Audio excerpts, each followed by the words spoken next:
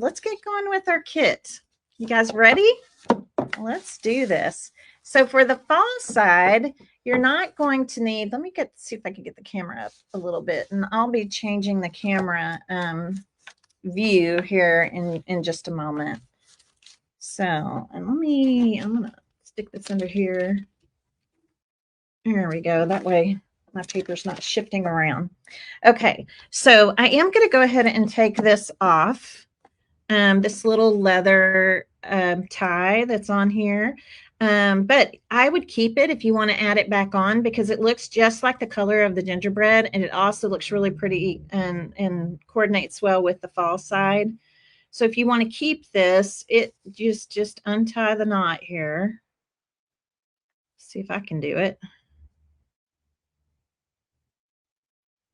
Here we go. You can just hang on to that if you want to keep it. Okay. So we're going to be working, your cutting board actually looks like this on one side, and then it has this kind of white stripe on one side. I'm not incorporating the stripe into the design. So I want you to be on the side of the cutting board that does not have that white stripe. Okay, I want you to be on this side of the cutting board, no white stripe. We don't want that white stripe showing through our beautiful fall design. So let me go ahead and show you the kit here. So one side of your kit is the fall items you're going to need. And then the other side of your kit is all the Christmas items you're going to need for the Christmas side. Okay, so we just kind of have it flipped on each side. So these are all the napkins that are used on the flip side. Okay, very, very cute. They're very, very cute. Aren't they cute? So, so cute. And of course, if you guys want to stray from my design on the napkin board, go right ahead, right? That's totally fine. You guys can get creative with them, with the napkins in any way that you want. Okay. All right, so we're going to focus on fall today. All right, let's focus on fall.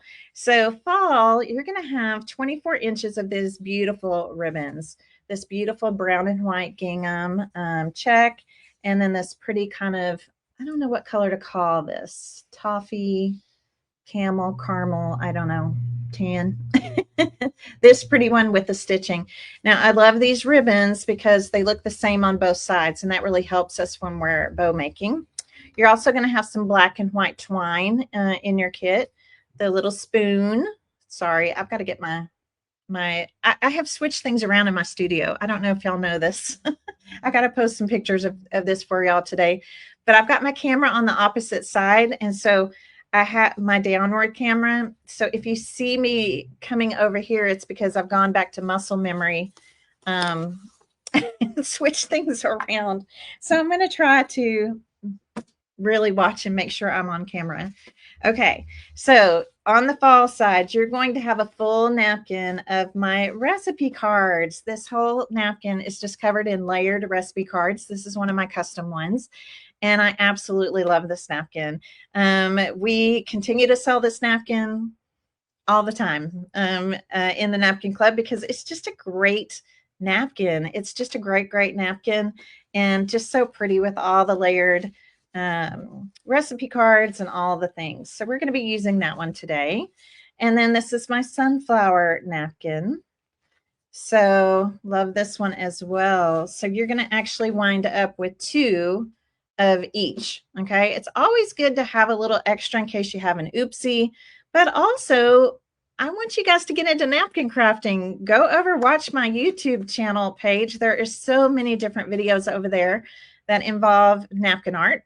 And then maybe you find another technique or something that you want to do with the extra napkins in your kit. Okay. And then the pie, as I mentioned, this particular, I used pumpkin pie on one of mine. I'm thinking today I might use the pecan pie. But you're going to have multiple pie slices you can choose from. Pumpkin pie, cherry pie, pecan pie, or apple pie. Okay, so whichever one you feel most comfortable, maybe whichever one is your favorite, whichever one, you know, is your fall favorite for your family. And like I said, I used pumpkin pie on this one, but you can use any of the pies that you want. Okay. Napkin art is a game changer. That is so right, Deanne. That is so right. So we're going to go ahead and get started today with our project. I'm going to adjust the camera over here just a little bit. And we're going to work with the recipe card napkin first. So we're going to actually cover this entire cutting board with the recipe cards. Okay. And we're not painting today. We are not painting today. We are only Mod Podging.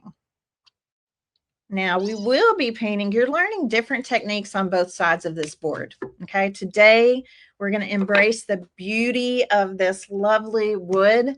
I want to see the wood grain. I want to see all of that. I think it's just gorgeous. So we're going to start off by taking off the plies of our napkin. Let me just get that out of the way for a second. So a couple different ways you can do this. I do kind of my lick and stick method. It's my own DNA, so it's okay, but it just helps kind of to pull the plies apart. Now, if that doesn't work for you, the other thing you could do is just put a tiny little drop of Mod Podge on your finger and your thumb and just tap, tap, tap to where they feel sticky, not gluey, and same thing. Okay. All of these napkins in this kit, all of the napkins in this kit are 3-ply. Okay. That means you're going to have 2 extra plies that you need to take off. Sometimes they come off at the same time. And yeah, I love it when that happens. So we're down to just the top tissue. This is where it gets really fun. Okay. So I am going to position this. We're going to actually start like right here. I'm going to kind of pull this over. Now you're going to see it's not going to quite cover the top of the handle, but look at this extra we have. We have plenty extra that we can come over and we can add to this. Okay. The other thing I thought maybe, I mean, this almost covers the whole entire board as well. The recipes are just on there randomly, right? They're just kind of randomly all over. This is really meant to be a kind of like what I call background noise. Okay. It's just kind of something pretty to be in the background. So if you want to arrange, you know, things in a very specific way, yes, you absolutely can, but it's just layered recipe cards. So I think you can lay these out however you want to. Okay. All right. So I'm going to grab my brush. I have my Mod Podge. I am using Mod Podge matte today. See, I almost did it. I went to the wrong side. I'm using Mod Podge matte today. And we're going to start with the bottom half. Okay. The bottom half here. And because this is a natural wood, sometimes wood will try to soak up your Mod Podge. So we're not going to try to do the whole thing at one time. And I want you to be pretty generous with your Mod Podge. Okay. We're going to be generous with Mod Podge because of the fact that this is a natural wood. It's not sealed. So we want to make sure, I'll just kind of come across here so we have a good defined line. Yeah, I dripped a little. Okay, but I want you should be seeing white, right? Like we need to see the white of the Mod Podge. Make sure you bring it all the way to the edges. Let's put a little more over here. Okay, we want to make sure we have plenty. All right, so now I'm going to take my my napkin and I'm going to just kind of slide it down. I'm going to utilize this edge and this edge right along those. These 2 edges. We'll just sand off any of the excess.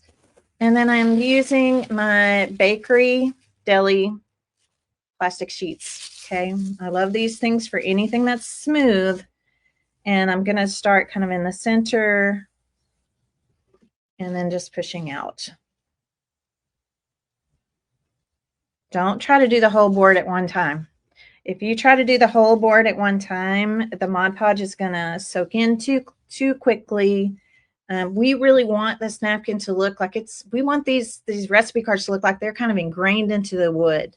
Okay. So make sure you use plenty, and we'll just do about a half at a time. And if that even feels like too much, do like a third at a time, whatever works best for you. And then just smoothing. So I'm really pressing because I'm kind of pressing down this tissue into the wood grain. I love seeing that wood grain come through. Now, when I peel this off, I'm going to see some Mod Podge because I'm pressing so hard that Mod Podge is kind of coming up through the tissue. Okay. All right, here we go. Love it. So you're going to see a little bit of white there. That's just the extra Mod Podge. Okay. And there's lots of Mod Podge on my plastic wrap. This is what it should look like when you peel off your plastic wrap. I just get these on Amazon, and they are awesome. Awesome.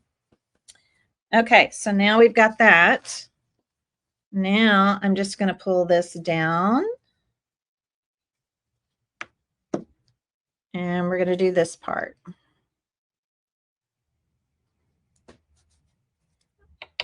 I'm going to go about like right here to the handle for this side. And again, make sure you're going all the way to the edge.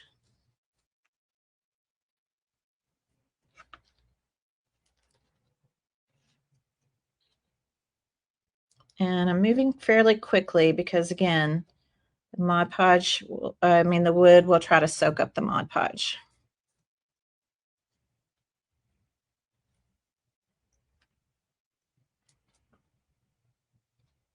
All right. Now, and again, you can give it kind of a little gentle tap, but don't smooth it until you have something on top of it. Okay. Isn't it a beautiful look? So you guys, before I was designing napkins, which it has just happened within this last year, before I was doing this, I did teach this technique where I actually took some of recipe cards. Like if you wanted to actually kind of create something like this with your own family recipe cards, I just made a copy of them. I kind of laid them all out, took a picture, and then printed off a photocopy just to see if I liked it just on the copy machine. And then I cut down. Actually, nowadays you can buy 8.5 by 11 tissue that can go in your printer. But I cut down white gift tissue. And there is a method that I teach in the Napkin Club on how you can print your own custom tissue. And so I've done some rolling pins with some of my family recipes, and that was really fun. But now I'm able to make my own napkins, so this is great. And as you can see, it's really going to look amazing on the wood here. Okay, so I'm going to go ahead and turn this around, and a lot of the white that you're seeing is some of the Mod Podge. Okay. So let's go ahead and get this little section down. Pull this back just a little bit. And then we'll use some of our excess to finish it out on the handle. I think it's just better to do this part on the handle because you're going to have the bow. You're going to have stuff going on up here. And another great thing with this one is you don't have to line up anything because it is just layers of recipe cards. It's just really easy you don't have to try to line up a design or anything like that.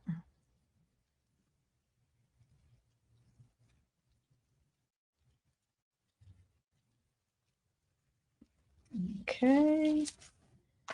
And then I think I'm just going to I'll cut this little section here.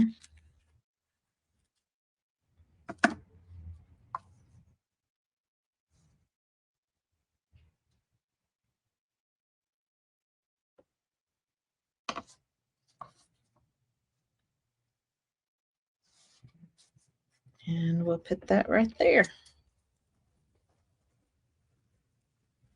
You can reuse your plastic sheets, but you need to make sure that they're dry before you reuse them. Use a section of it that is already dry, or they'll pull your napkin back off. Perfect.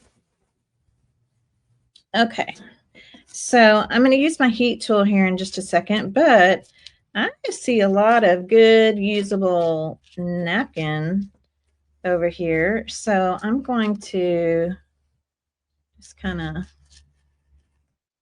quickly cut down this. I'll save this for something else. Maybe if you're going to give this as a gift, maybe you do a cute little card base or a tag with some of these. Some of your leftover recipe card napkins. Okay. So the next thing I'm going to do is just, I need this to dry just a little bit. So I'm really not too worried about the inside. What I want to dry is the outside edges. So I'm just going to dry the outside edge enough that I can sand away the excess. Now I'm using my heat tool to speed this along, but this is also a time where you could just be patient. Cut out your other sunflowers, your other things. I want to get a top coat on this before I start cutting my other things.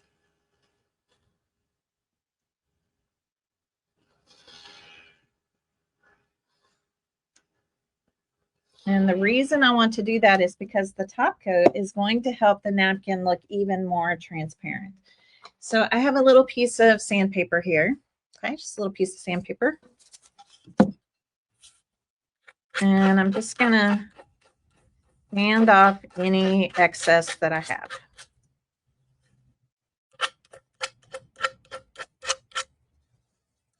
Not have much over here because that's where I lined things up at. And it's just a thin tissue, so it doesn't take a lot of effort. You could even use like if you have a little sanding file, sanding, even an emery board, a sanding block, whatever. I'm just using a little piece of sandpaper. And it's just going to sand, but make sure that the edges are dry before you do this, because you don't want it to pull at your napkin.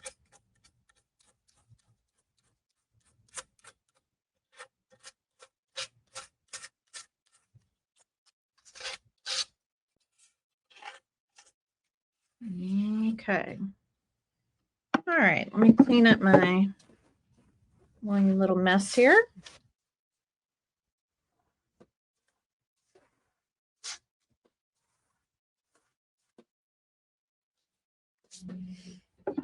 All right, now then, remember the hole up here?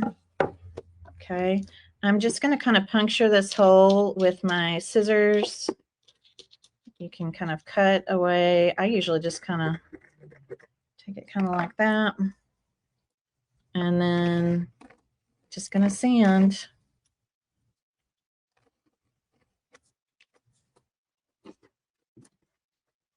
And that's it.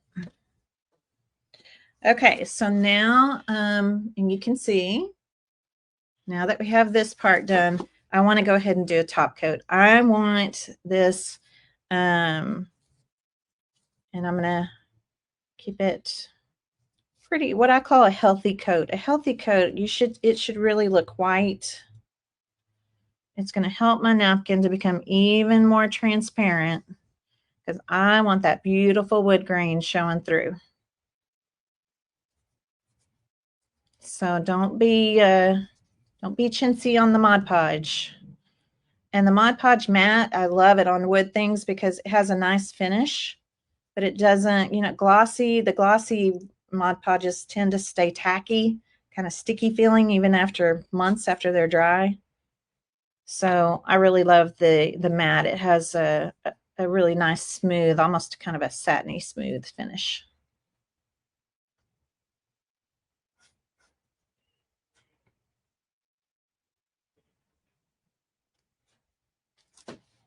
I'm going to clean up the edges if you get any drips. As far as the edges of the cutting board go, you guys, I'm not painting the edges of the cutting board. I'm not doing anything to them. I'm just letting it stay just like it is. I'll show you the edges here just a second. So when we flip this, when we flip the festivities and work on the Christmas side next week, I'm only painting the top of the Christmas side. So I'm just letting the sides of the cutting board just be the cutting board. So if you do realize that you've got a little bit of drips of Mod Podge or anything, just smooth those out with your brush. All right. So I'll just kind of smooth around. This is what the side of the cutting board looks like. So I'm just going to let that be. All right. So we have our background done on our cutting board. Yay. Everybody clap. Yay. So I'm going to just kind of set this out of the way for just a moment. And we're going to do a little bit of cutting to get ready for our next step. So let's work on the pie. What pie, if you were doing this right now, if you were doing this for along with me right now, tell me in the comments, which pie would you choose? Yeah, which pie would you choose? I did pumpkin on yesterday's, so I'm kind of thinking about doing pecan. Pecan is a, well, here, oh, let me tell you this. The pies do face different directions. So let me show you. So like I did pumpkin on this one. So I had pumpkin here and my ball jar here. If I did pecan, I'd probably just flip these. Okay, I just mirror it because I kind of like the pie going out this way. Does that make sense to y'all? If I flip that today, is that going to get anybody confused? Other than me, might get me confused. But I kind of want to use the pecan pie.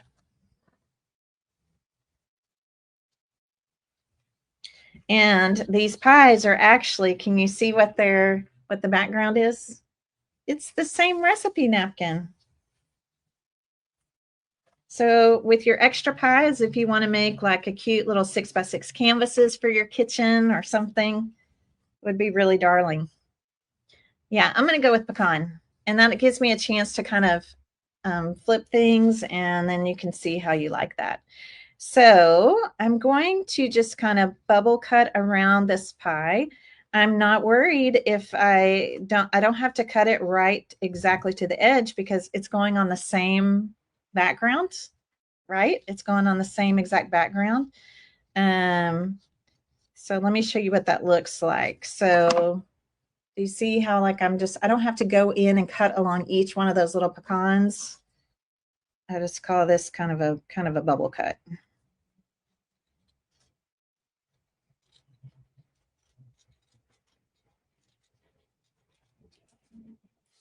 All right, so there's my pie. And then all of these word strips are, it's one word strip. However, I cut mine into two for the pumpkin pie. And I'll show you how I did that here. I'm not going to cut it yet. So right now for this cut, I'm just cutting out this kind of, almost looks like a little paint swipe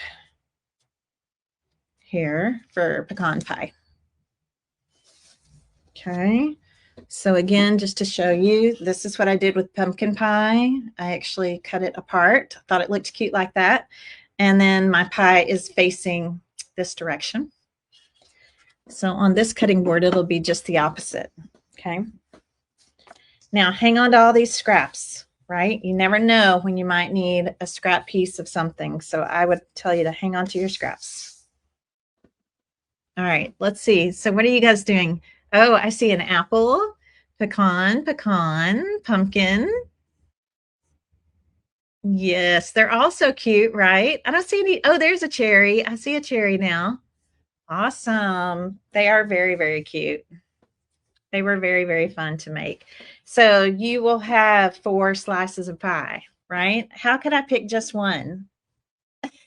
You can have four slices of pie. And then for this particular one, you need half of the napkin. We're only using half. That way you've got extra. I believe creativity is best when it's shared. You may have a cutting board that was your mom's or your grandmother's. Maybe you want to decorate it. Maybe you want to add some of the extras to it and give it to, I don't know, your daughter, your granddaughter, somebody in the family as a keepsake, right? You'll have extras. You'll have extra napkins that you can play with for that in your kit. These are also custom designed by me. I love textures. I'm a big texture junkie. So even I almost hate to cut this away, but I am cutting it away for this particular kit. Um, but I do love these napkins with this kind of woven texture behind it. So again, I'm going to come in and just kind of bubble cut around the beautiful fall arrangement in this ball jar.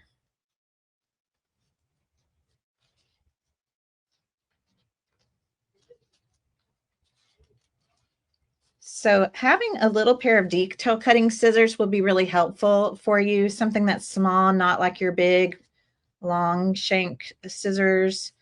And again, I'm just kind of bubble cutting. I'm okay if there's a little bit of this texture going around the edges of this napkin. Again, it's going to kind of blend in with my background anyway.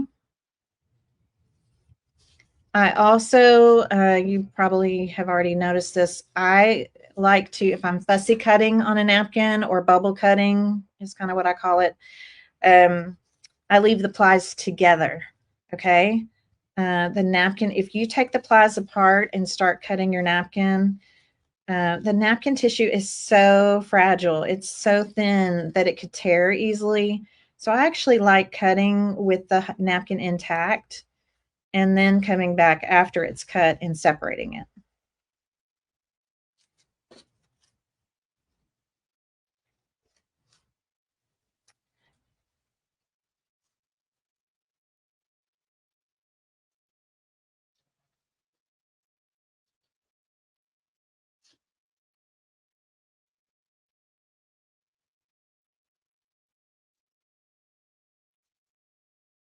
So we realized yesterday, as we were, working with the Christmas side of the project and all the things, I realized that we have some extra.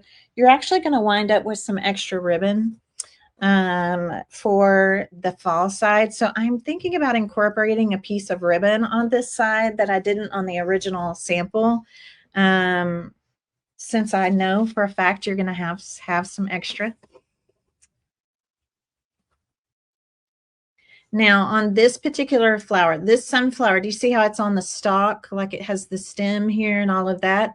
I'm not using all of that. I'm going to basically cut.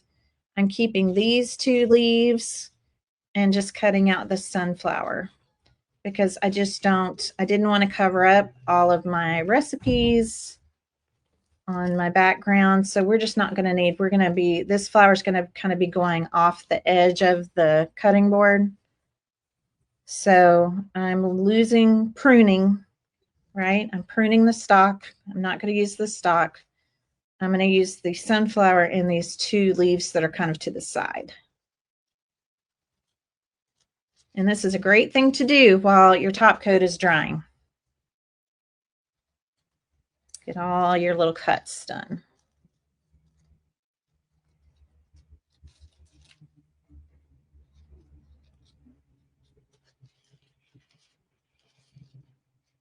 And then, yes, next Friday is Halloween, but I'm not doing a Halloween project. We've already done several of those.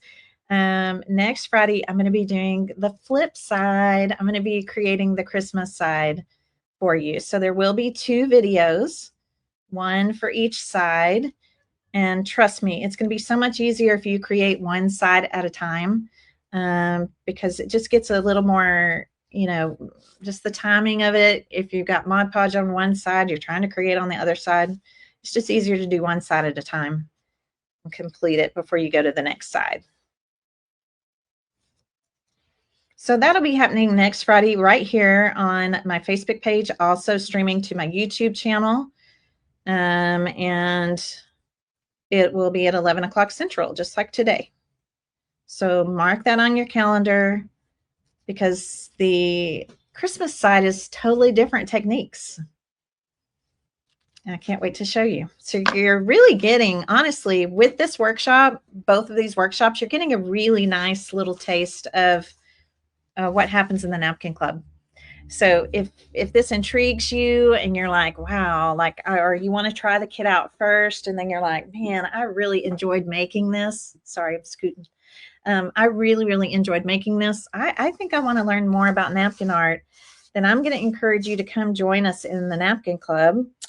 And because we do so many fun things, so many fun things over there. Let me show you how this is looking. You can see we still have a little bit drying here, but do you see how it just becomes even more translucent? I love it. Okay, so now we have our bouquet. We have our sunflower, just those two kind of side leaves. I have my pie, and I have my little pecan pie piece here. Now, for this, if you want to separate it, and I do, I just think it looks, I think it looks kind of good being separated a little bit. The first thing I'm going to do is just cut the two in half. Okay. And then I'm just going to cut kind of a wiggly, I don't know, just some squiggle wiggles. Squiggly wiggly. Can you see that on the edge? Our pen work is going to help this to look really good. And I'm going to kind of balance this out a little bit on both sides. So just kind of, again, just kind of some squiggly wigglies. And do the same thing on this side.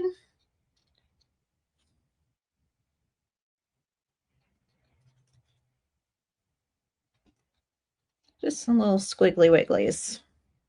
Okay, because I want to use it as 2 word strips.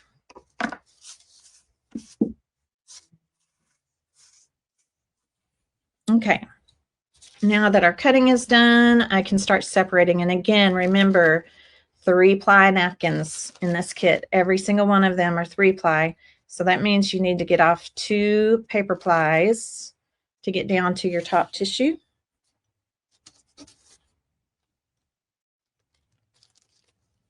One, two.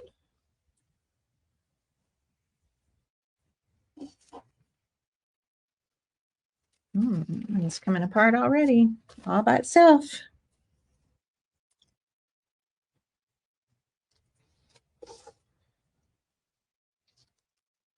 There we go. All right, I'm going to help the rest of this Mod Podge to dry now. And then we're going to arrange things kind of out here on our board. So when you're drying Mod Podge, again, I want to give you lots of tips here.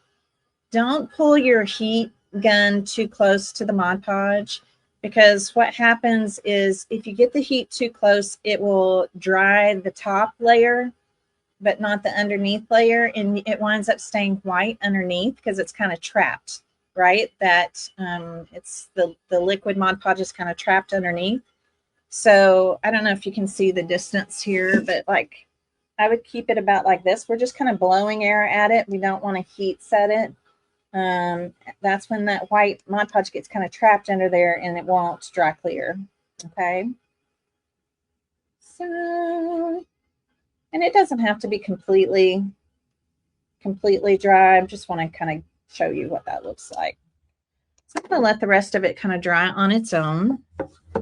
And let's start here in the corner. So again, this pie is facing a different direction, and I'm going to go ahead and switch my screen up too. So let's put these down here. together so you can kind of see them both at the same time. Let me make some room.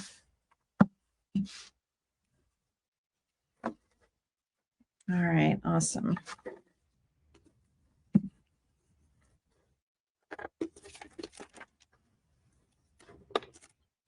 Okay, so you can see here that my pie is going this way. That's the direction of the pumpkin pie. So my pecan, I'm just going to mirror this. I'm basically just going to do this like this, right? I'm going to do this like this.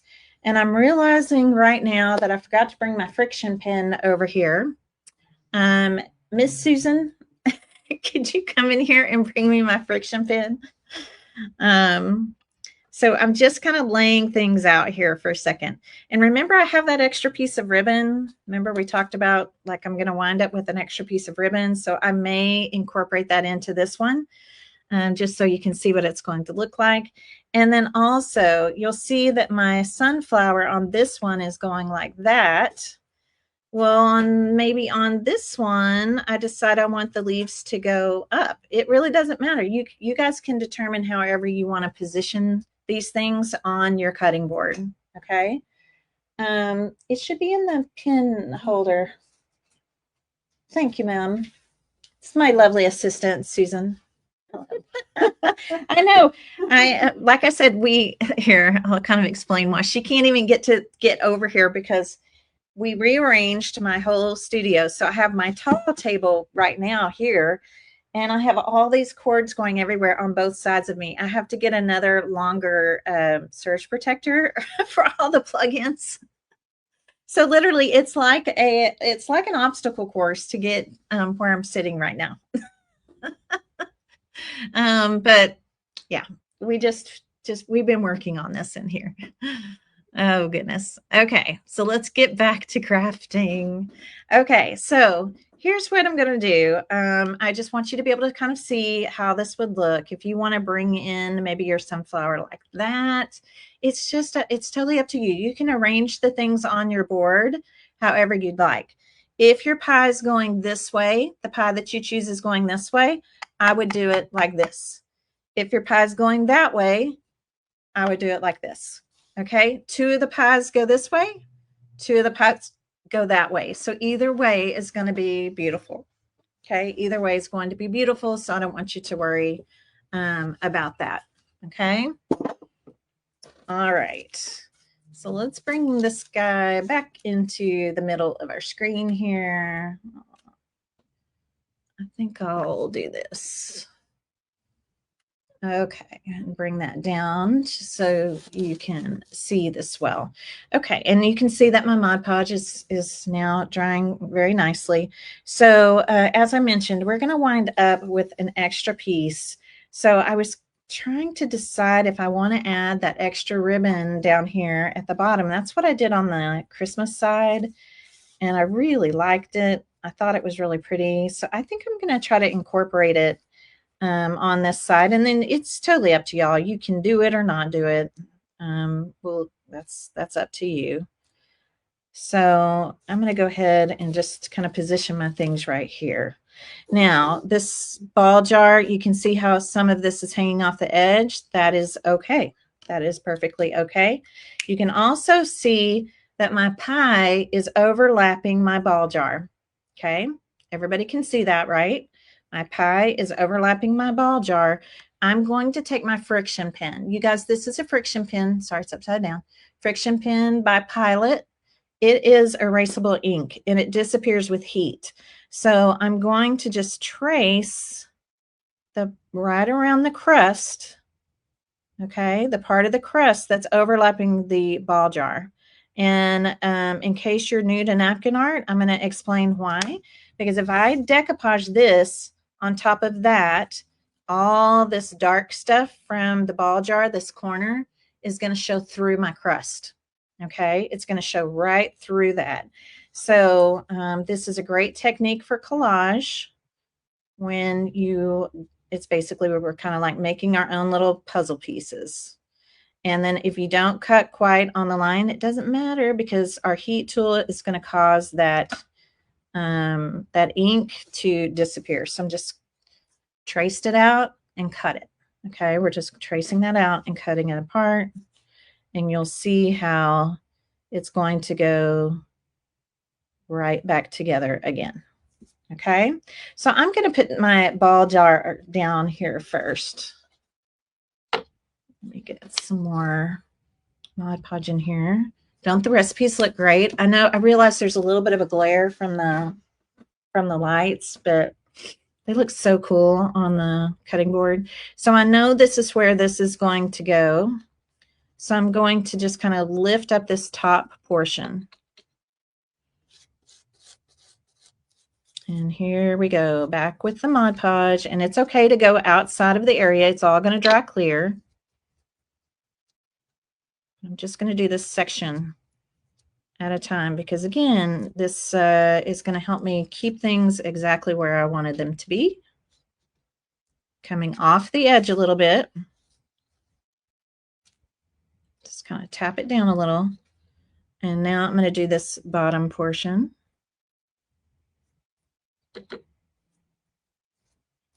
The layers of Mod Podge, each layer will dry nice and clear, so you don't have to worry about that. And we're going to let the ball jar kind of lay. Now I'm going to grab my plastic wrap. This is a great, yeah, this side, I think this side is great for beginners too, Gail. It's very beginner friendly. So even if you've had no experience, you're going to be able to watch this video and just do it step by step with me. Just stop the video for each step and portion until you're ready to move on to the next one.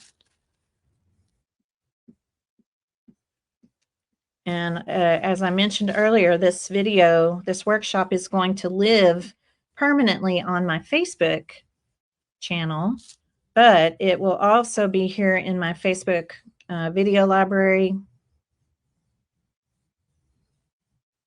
for the next 30 days.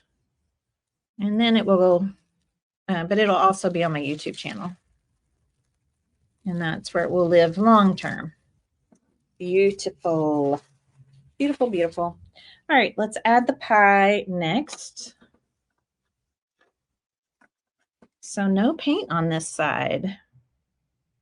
I really wanted to see the beauty of the wood, the recipes, everything coming through. I can see the recipes coming through the yellow of the sunflower.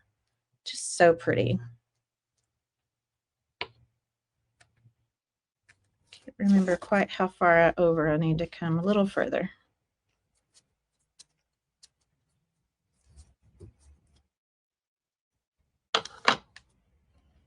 All right, so now I'm just going to line up my puzzle piece there. Like a napkin puzzle. And then when you come back next Friday, I'll have different techniques to teach you.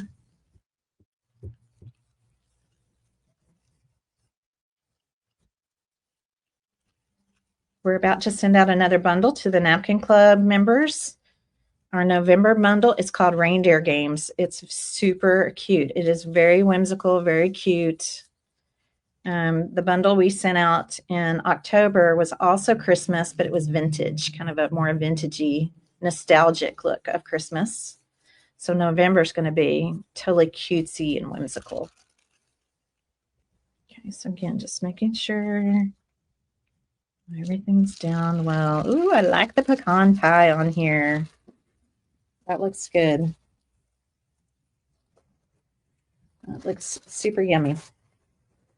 Who's making this as a gift? Yeah, I'm just curious who's making this as a gift for someone. Sure would be a great gift for somebody on your list that maybe has all the things, doesn't really need anything. Be a pretty gift and something that then, again, they can have it out for fall and then just flip it to Christmas. Okay, so let me think about this sunflower. Like, do I want it here? I want it like that. That's kind of pretty. And then I also have my pecan pie. I kind of like it.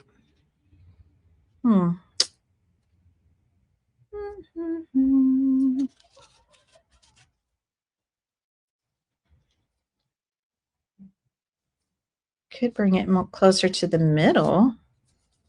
Where do you guys like it? That looks pretty.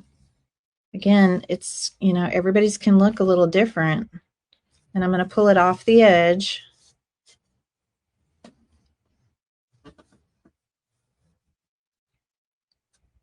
I don't want it straight across from the other one.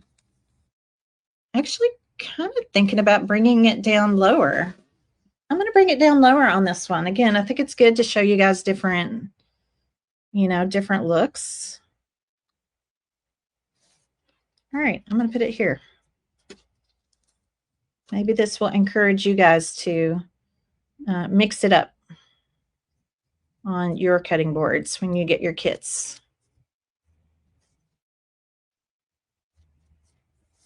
Placement, when you see my placement, it's especially on this side, not as much the Christmas side, but on this side, you've definitely got some room to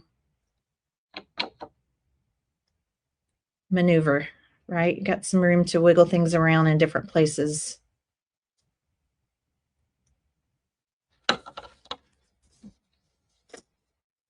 Beautiful.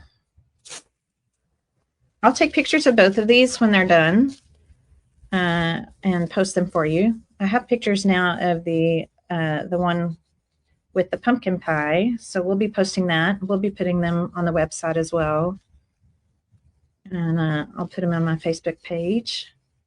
And over in my, I do have a free Facebook crafting community, online crafting community. It's just a Facebook group and it's public. It's called Miss Tracy. I'm sorry, it's called Create and Connect with Miss Tracy. Sweet. I like that. Now I haven't done anything with these edges yet. We'll get to that. Let me grab my pecan pie pieces here. So on, I think I'm going to put pecan pie kind of right up here. Let's put the pie part down first, I think.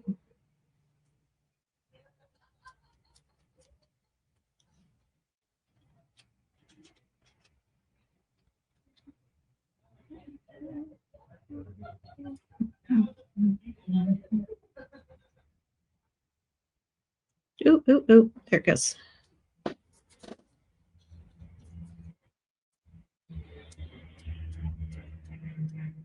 do not need this much Mod Podge on my brush.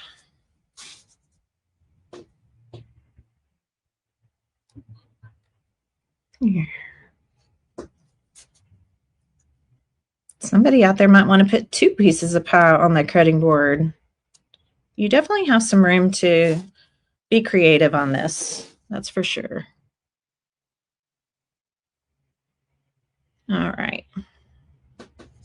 Okay, so now I'm going to come down here and I'm just going to kind of draw these sides.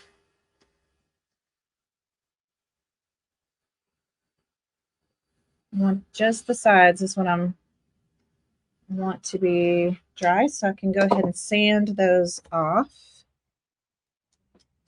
And then we're going to put a top coat over everything. So the reason we're doing the top coat over everything is we need to seal the napkin because we're going to do some pen work. While it's drying, we can be making our bow. In fact, I'm going to turn my glue gun on.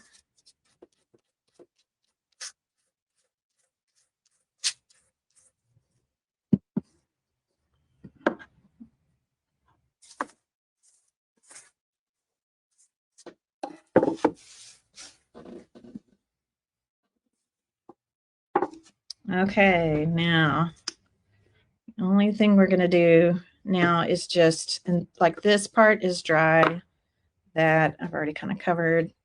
So a top coat. I like to put the top coat on once the napkin art is pretty dry. These had already dried, typically, although I did do my word strips. Sometimes if it's a smaller piece, you can just go ahead and swipe over them.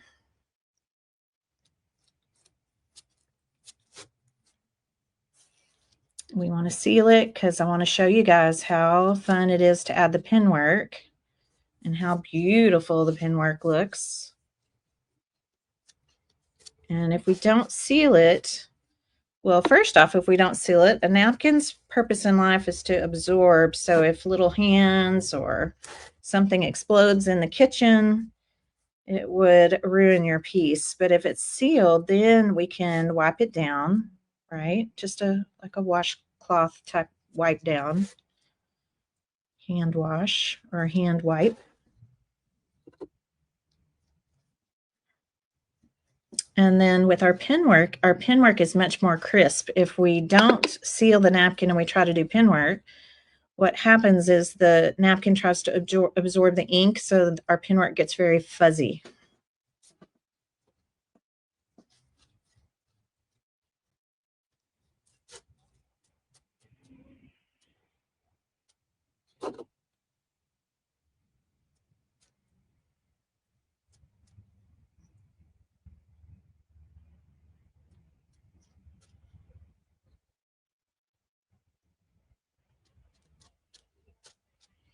All right, now it's going to look very milky, right? Very milky, but this is all going to dry clear. Okay, it's all going to dry clear. Get a little bit more right here. Okay. All right, what do you think so far? Yeah, you enjoying it so far? I hope so. It is a really beautiful piece. All right, so I'm going to move this over here so it can be drying, and let's play with ribbon. So I've got my brown gingham ribbon. I've got this beautiful stitched ribbon. Oh, I think it's so pretty. My black and white twine and my little spoon. Okay, my little wooden spoon here. So one of the first things we're going to do is, if you decide, because like I said, you're going to have some extra of this particular ribbon. If you decide that you want to use a piece of ribbon on the bottom of your cutting board, I'm going to go ahead and cut that like right now. I'm just going to take that straight across and cut it. Okay, so just make sure you have a piece long enough to go across the bottom. Okay, just that little portion right there. And then we're going to put this to the side. Okay.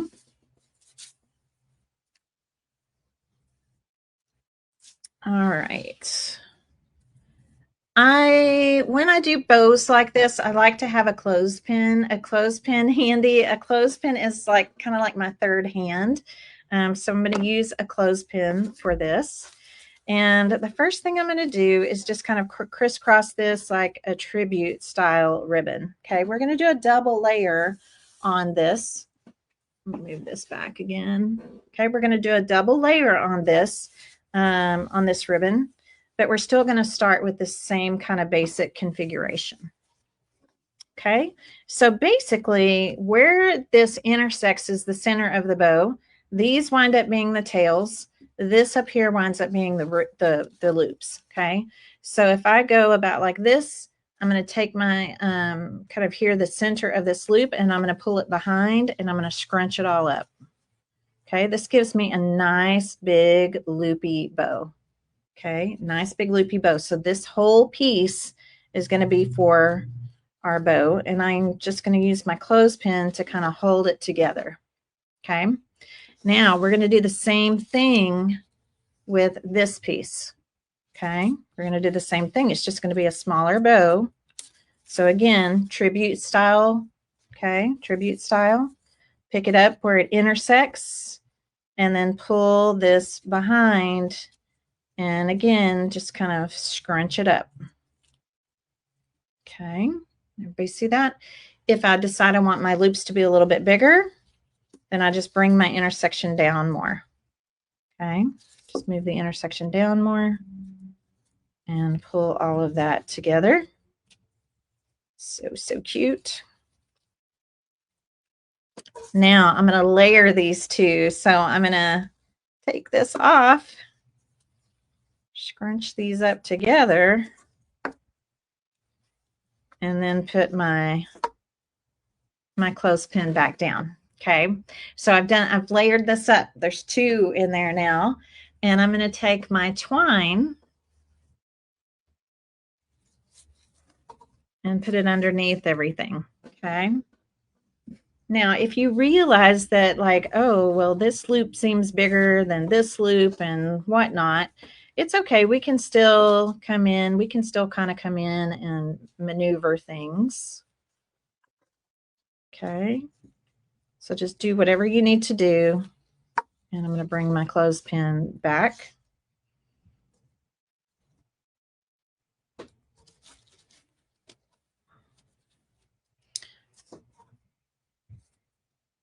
So I'm going to start by doing this. Now, I'm not tying it tight yet because I'm going to go ahead and take the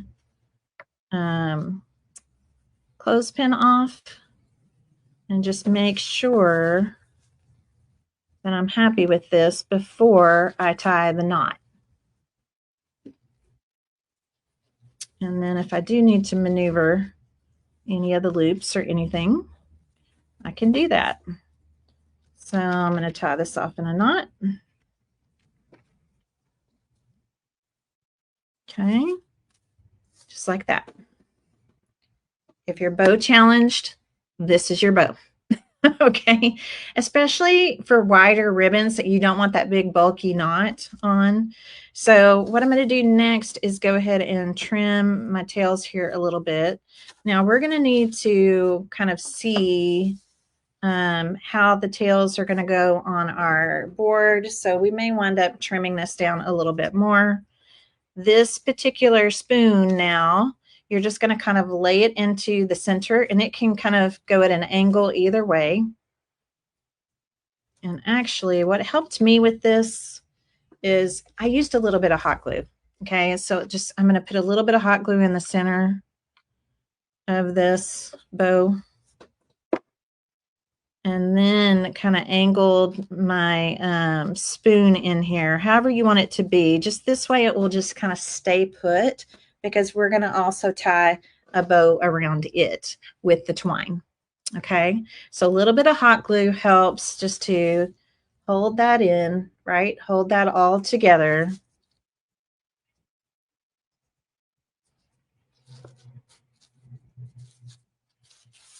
And then I'm going to actually turn it upside down. If you turn something upside down when you tie your bow, your tails will be facing downward. And you can decide how loopy you want this bow to be. It's up to you. Let's see.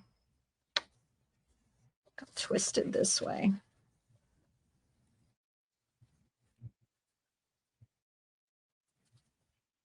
You are the boss of your bow. I'm going to tie a couple little knots in the tails and then trim it just below the knot. And you can unravel the ends so it looks like little tassels. Now, once we actually put this on our, here's what it looks like. Once we actually put this on the board, I'll be showing you how I'm doing that so that I can easily take it off if I want to turn it around, you know, if I need it to be flat, depending on how you're positioning it, if it's hanging on the wall, if it's in an easel, if it's just propped. So we'll go through that here in just a moment. But after I get it on there, I still keep my hot glue handy, because sometimes it's nice to just, like, you know, put a little dot between the bows, right? The ribbons, a little dot, so that everything stays where you want it to stay. I call that being the boss of your bow. Okay, you are the boss of your bow.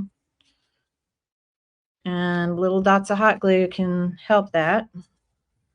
I'm going to go ahead and cut this. I may have to cut it again, but I'm going to do a flag end in the end of these. So what I do is just cut a slit, because I'm the person that will fold my ribbon and cut it, and I'll be darned if I don't cut it the wrong way to get the flag in. So I don't do that now. I have done that so many times, and then I'll fold it again and cut it again. And I'll be darned if I don't cut it wrong again. Something is just wrong with me when it comes to this cut. So this is how I do mine. I just slit up the center, and then I cut from one corner to the top of the slit and the other corner to the top of the slit. Okay. We're going to be doing our other bow very similar to this on the Christmas side. Okay, let's check out our board and see how it's drying. Oh, it's drying nicely. So I'm just going to kind of, because it is still a little bit wet here, I'm just going to kind of position this so that you can see when this goes on. Now, I don't want it to cover up pecan, right? Like, I don't want that to cover up. So that means I can either cut this a little shorter, or I just put a little bit of glue inside this loop right here, just a dot, and I take this tail and I glue it to it, and that's going to help it to go out to the side. I can do the same thing with this one if I need to, but I don't think I do. There we go.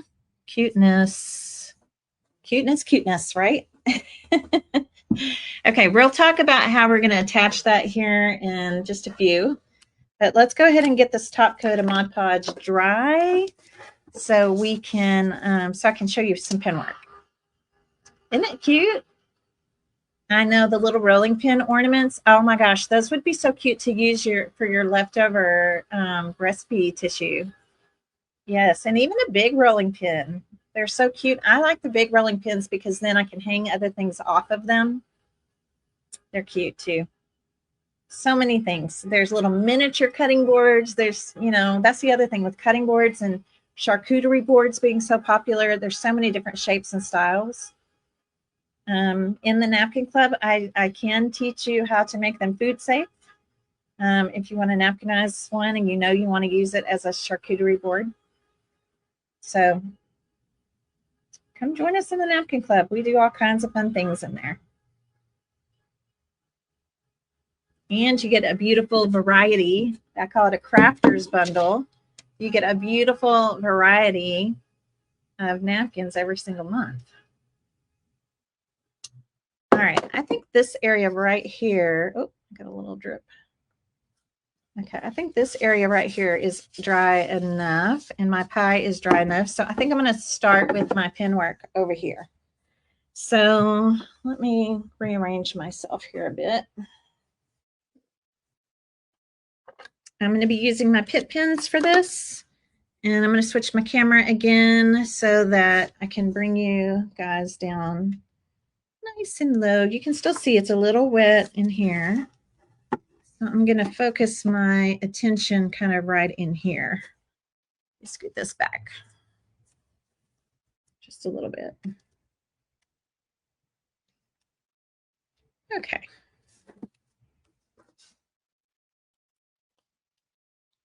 So when doing pen work, again, we have to make sure that we've done, we've got that top coat on and that it's totally dry. Okay.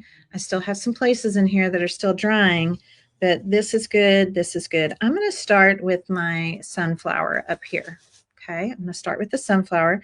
I'm using the medium tip, which is a 0.7 of the pit pin. And we do sell this pit pin as a single. We also sell it as a set. There's a set, which is, I like the set because it gives you a small, an extra small, and a brush tip. Because if something has more delicate features, you want to use a smaller tip. All right, so my tricks for pen work. I like to move fast. I like to kind of get it going, move fast, because then you're not thinking so much about it. looks more natural, organic. And then I also do what's called a double trace. Okay, so we pretty much have this is a whole nother flower here.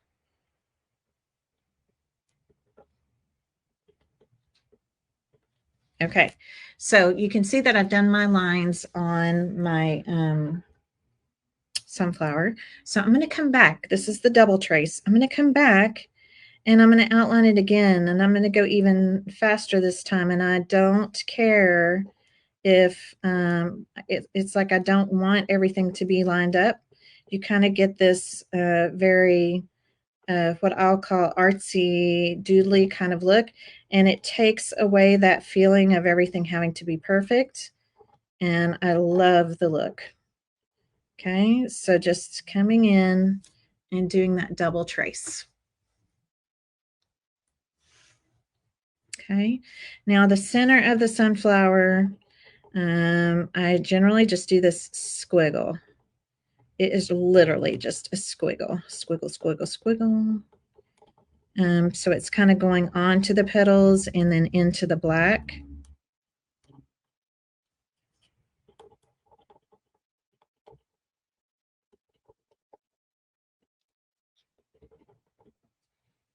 Okay, kind of hard to see. Let me hold it up.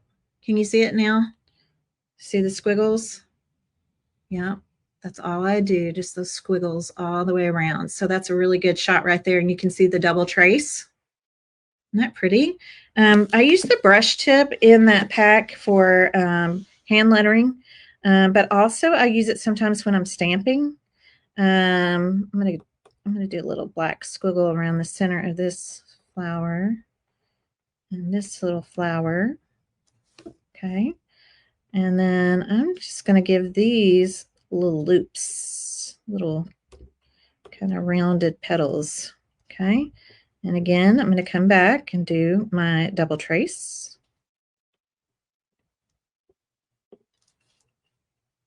This one's just smaller.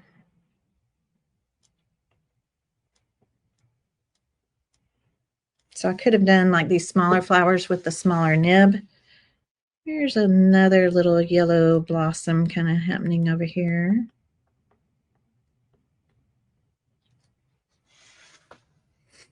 Now this flower, let me hold it up again.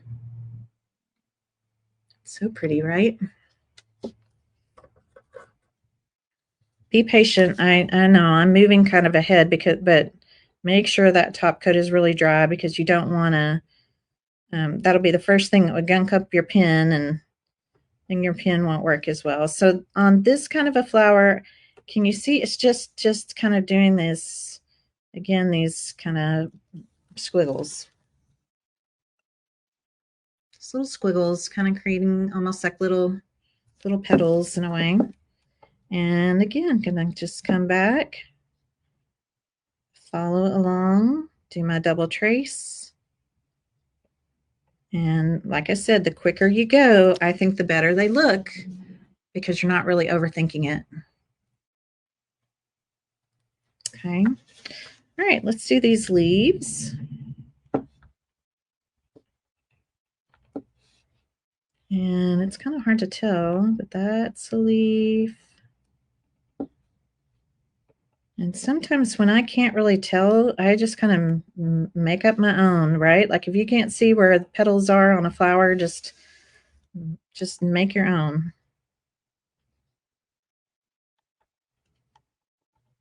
Okay, so that's kind of like my first pass on the outline of the leaf. Again, we'll do the double trace.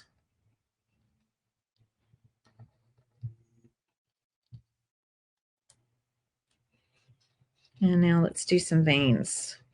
So when it comes to veins, I kind of do the double trace at the same time.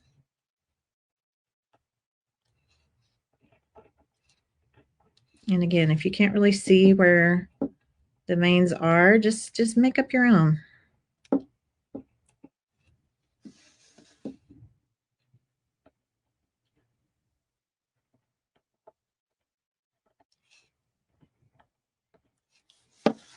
Okay. pretty? All right, we got another leaf over here. Let's don't forget it.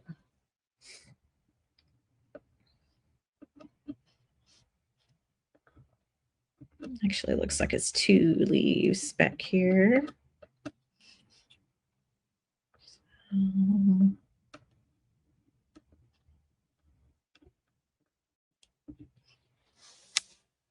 Okay. Now the ball jar. All right, so the ball jar itself, we're just going to kind of come around some of these little curves. These are like the little threads of the jar.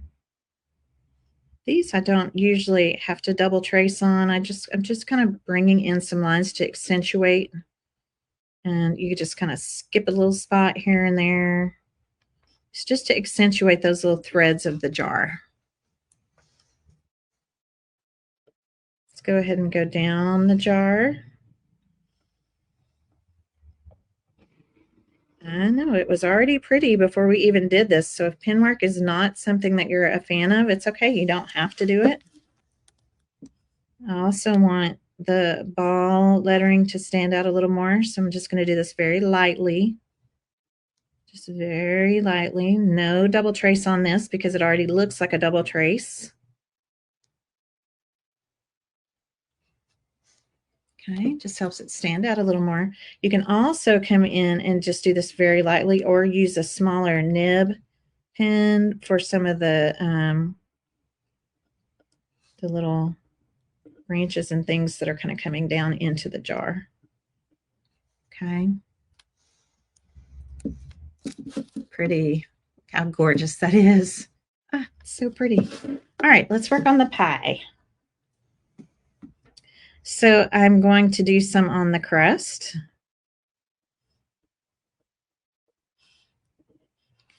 And I'm going to go ahead and kind of come in here where those pecans are. Now the crust I'm definitely going to do a double trace on, okay? So again, just going to come in and quickly just trace back over that again. And if you want to put any little, you know, just little doohickey-doos, whatever you want to call that, ridges in your pie crust. All right, let's finish out the pie crust here.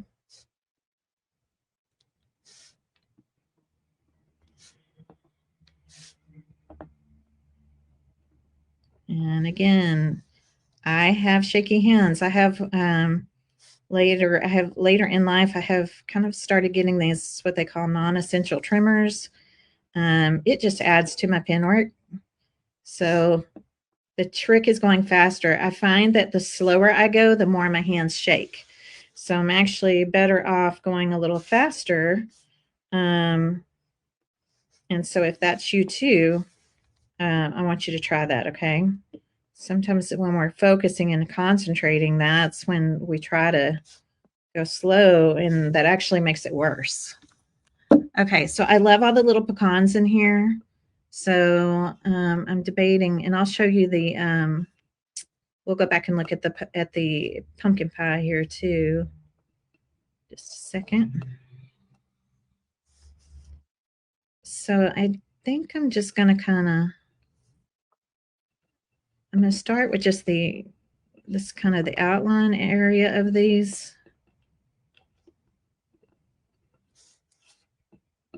Not much. And then I'll kind of look at it and see if I want to add any more.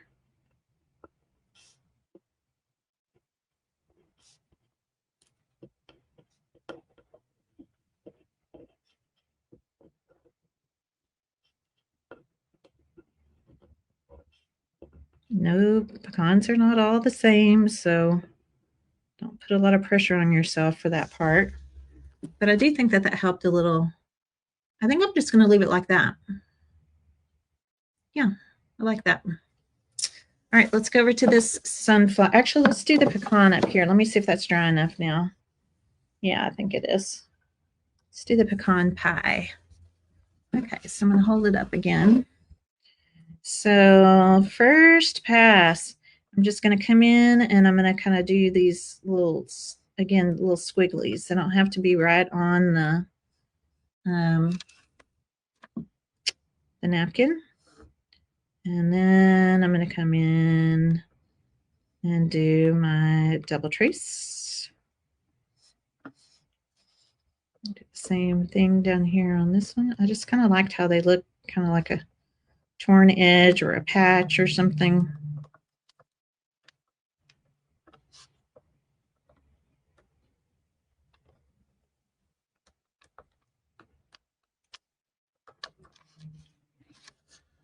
Pecan pie. Actually, my family says pecan pie.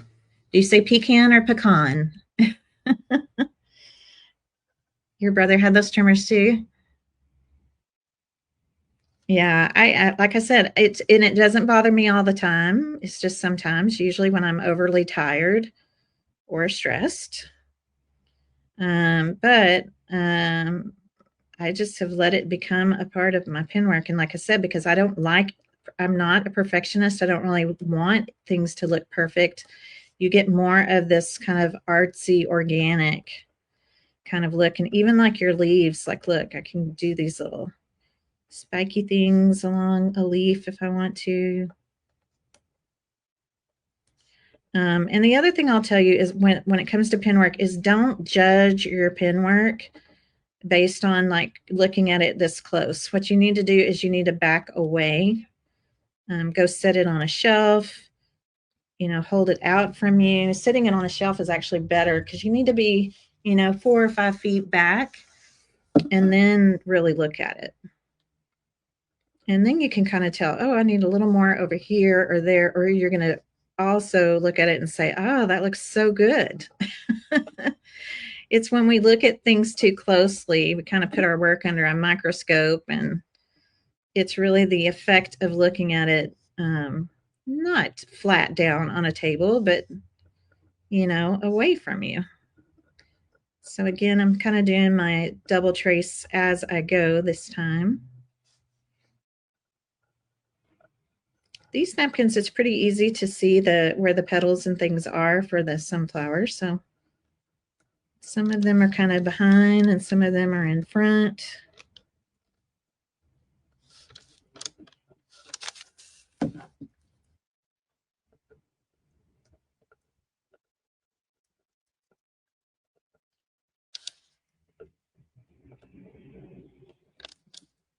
And I'm here to tell you that really trying to have everything be so perfect, it's really overrated because to me, when you get so caught up in everything trying to be just so, you kind of lose the joy of crafting. You kind of lose the joy of the creative process.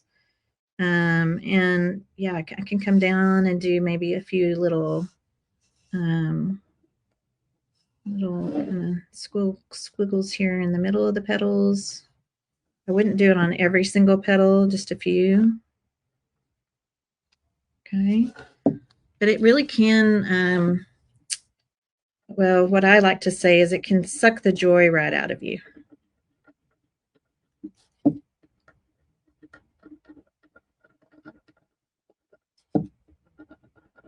So just trust the process. Go put your piece if you're not sure about adding like one more thing, or this goes with anything that you might be creating. I'm going to go ahead and do a little bit of this here in the center. Look kind of good in that, I think.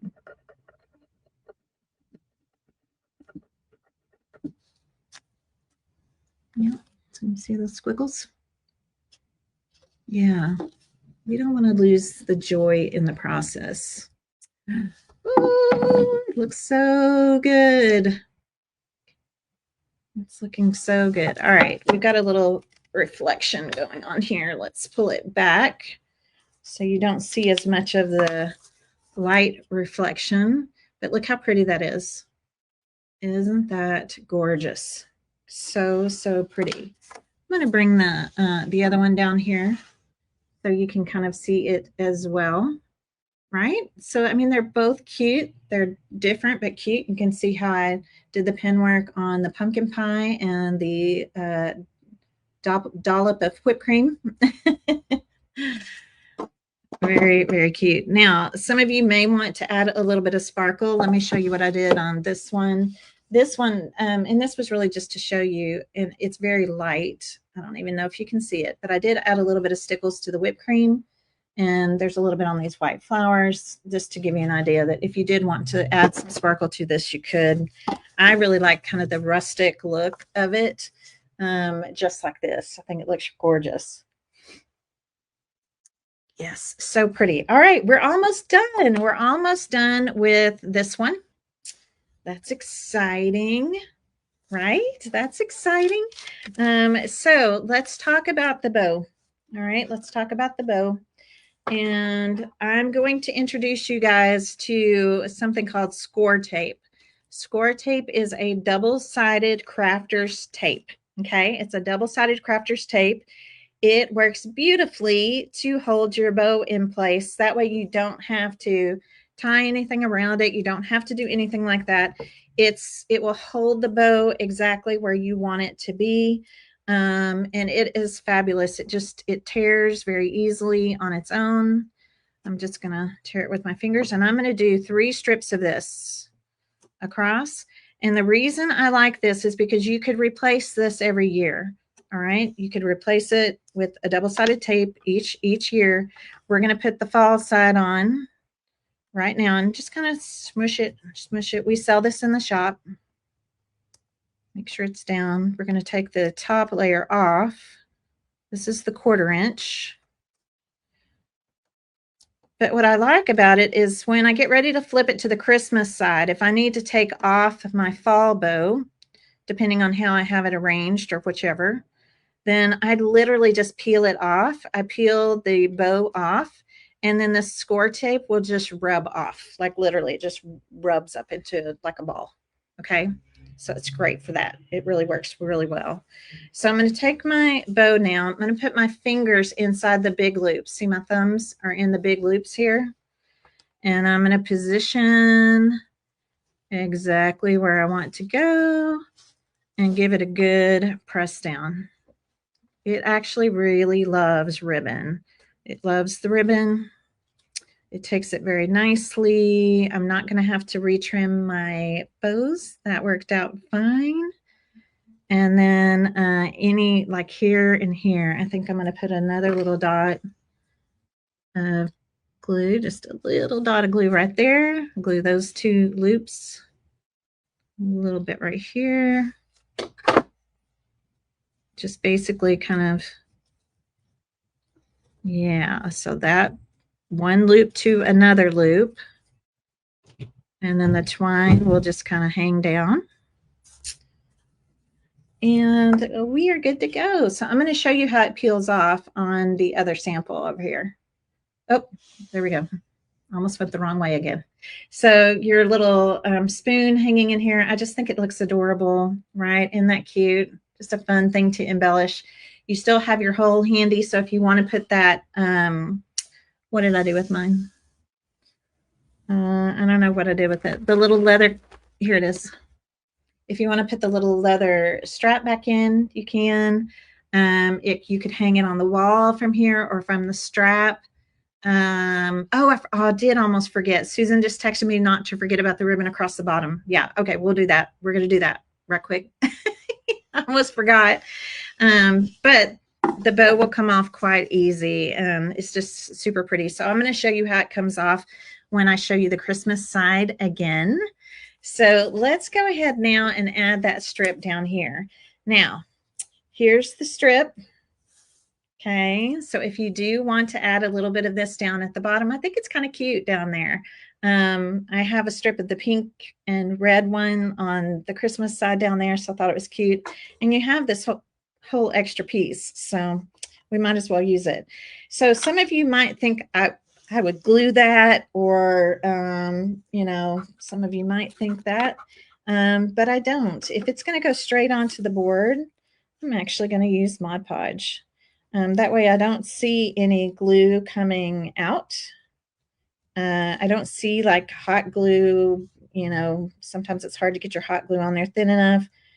Plus, hot glue on top of a Mod Podge surface doesn't always hold long term. So I'm going to use my Mod Podge, and I'm just going to run it right where I want it to be. It's purely optional. And just smooth it down into the Mod Podge.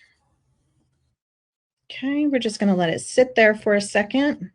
The other thing I like about this with using the Mod Podge for it, let me do it like this so you can see it a little bit better, is once this dries, and I don't put any Mod Podge on top of the ribbon, okay? I do not do that.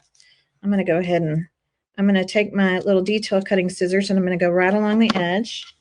And then I'm going to take just a little bit of this Mod Podge right along the edge of my ribbon. Why am I doing that? Anybody want to guess? Yeah, it'll dry clear. Yeah, it takes care of the fray, right? So it takes care of the fray. I think you guys will be surprised all the things that you can actually use Mod Podge for. So I'm just cutting that. If you're doing this at home, I'd probably let it dry just a little bit longer. But yeah, just a little on the edge. Takes care of the fray. And it will dry, like I said, it will dry nice and clear. Cute, right? So cute. Okay, let's look at this one. Oh, I think it turned out darling. Isn't that fun? So first thing I want you to see on this cutting board, okay, it is already white. I did paint it. I pre-painted just to save you a little time of just watching me paint and watching paint dry. I figure everybody can do this. I do want to show you that it's just painted on the top. I left the side. This is what the side of the cutting board looks like. I just left that alone. If you're worried about drips, you can always use a little bit of painter's tape to go around the edges, or even washi tape will work as well. So I just painted the top. I did not paint the sides. I like this looking like the original cutting board, nice and rustic. So these cutting boards, when they come to you, they're completely wooden on one side, and then the other side they're wooden, but they have a white stripe. They all come that way. That is the side that I painted over. Okay, because I didn't want the stripes showing through on my fall side of my cutting board. So this is the side that I painted. It has just a little white stripes, just how they came, how they were manufactured, how they were made. They're not defective in any way, and then I just painted over it. I really wanted to have a crisp white background for the Christmas side. And we're going to be working with some fun napkins today. So I've got a few things here to show you. Our ribbons, and everything is included in your kit for this except for anything wet. So all of your ribbon for both sides. For the Christmas side, it's these two. Aren't they cute? Look at that one. And I love these ribbons because they're the same on both sides. And that's nice. Then we don't have to deal with having to with issues with our bows or anything like that. You're also going to have some red and white baker's twine. You're going to have a fun little sparkly peppermint. And then, of course, your napkins and your board. I'll show you on the fall side, just in case you didn't see that. On the fall side, these are the ribbons and twine that you get, plus the little wooden spoon. So cute. And then are all of the napkins, So the napkins for this particular side, let me see. Well, we've already kind of done a little cutting, but I'm going to show you how this goes together. Okay. So you're going to have a full napkin of this one, this pink and red diagonal stripe. You're going to have a full of that. We're going to use that as a background. You're also going to have this really cute Santa, please stop here. And then Baking Spirits Bright. This particular napkin, let me see if I have. Yeah, I've got one here. This particular napkin, you have two things on it. So let me show this to you. Uncut. So you're going to have this, which is so adorable. It is basically gingerbread frames. it's kind of a frame inside of a frame. We're going to use the outer frame. It has peppermints and little candies and just very, very cute. And then the other part of this napkin is this. It's all these, it's like a little tray, all these little gingerbread cookies, baking spirits bright. Very, very cute. Okay, so we're going to be using elements from both of these napkins. And then of course, our Santa stop here and our, what I'm going to call our background napkin. Okay, the name of the tape is Score Tape, SCORTAPE. We carry it here in the shop. Okay, thank you, Bonda, for asking. Yes, Score Tape. Okay, so we're just going to jump right in and get started. This is going to take a little bit of time today. So just remember, if for some reason you have to pop off of our workshop, it's okay. It's totally okay, because you can come back here and watch it in my video feed. Also, you can watch it permanently over on my YouTube channel. Okay, it'll be there forever. All right, so as you can see, our background napkin, it doesn't quite cover completely. And this is a diagonal stripe, so you can turn it whichever way. If you want it going this way, if you want it going this way, I think I'm going to have mine go this way. And we're just going to sand off the edges. I don't have plans to use any of the additional little pieces of this. So if you want to just kind of line it up on one side, this side of this part of this napkin is cut a little straighter. So it's just going to cover this part of our cutting board. And it's going to look great because it's really going to blend in. The white stripe that's on here is going to look like the white of the cutting board. It's going to be really, really cute. Okay, so what else am I using today? Well, I'm going to be using a little piece of sandpaper just to sand things off. The color paint that I used is Simplicity. It is the pure white. I like to use chalk and mineral based paints, and this is what we carry, Country Chic paint, but you can use any white paint that you want to. Just make sure you have really good coverage on your cutting board. Okay, so I use Simplicity, the purest of the whites, and we'll be using Mod Podge Matte, which is the yellow label. And then coming back in and having a little fun with Stickles. I mean, Christmas has to sparkle, right? It just has to. To me, that's kind of a, you know, it's just not a Christmas project if it doesn't have some kind of sparkle to it. So we're going to use some sparkle and Stickles, and then a little bit of Glossy Accents. And so we'll be going over that at the end.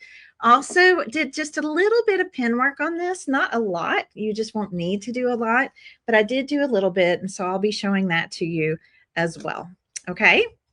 My shirt is cute. Thank you. Thanks to Walmart. This just came from Walmart. I just needed something Halloween to wear today and to wear tonight when I'm passing out candy.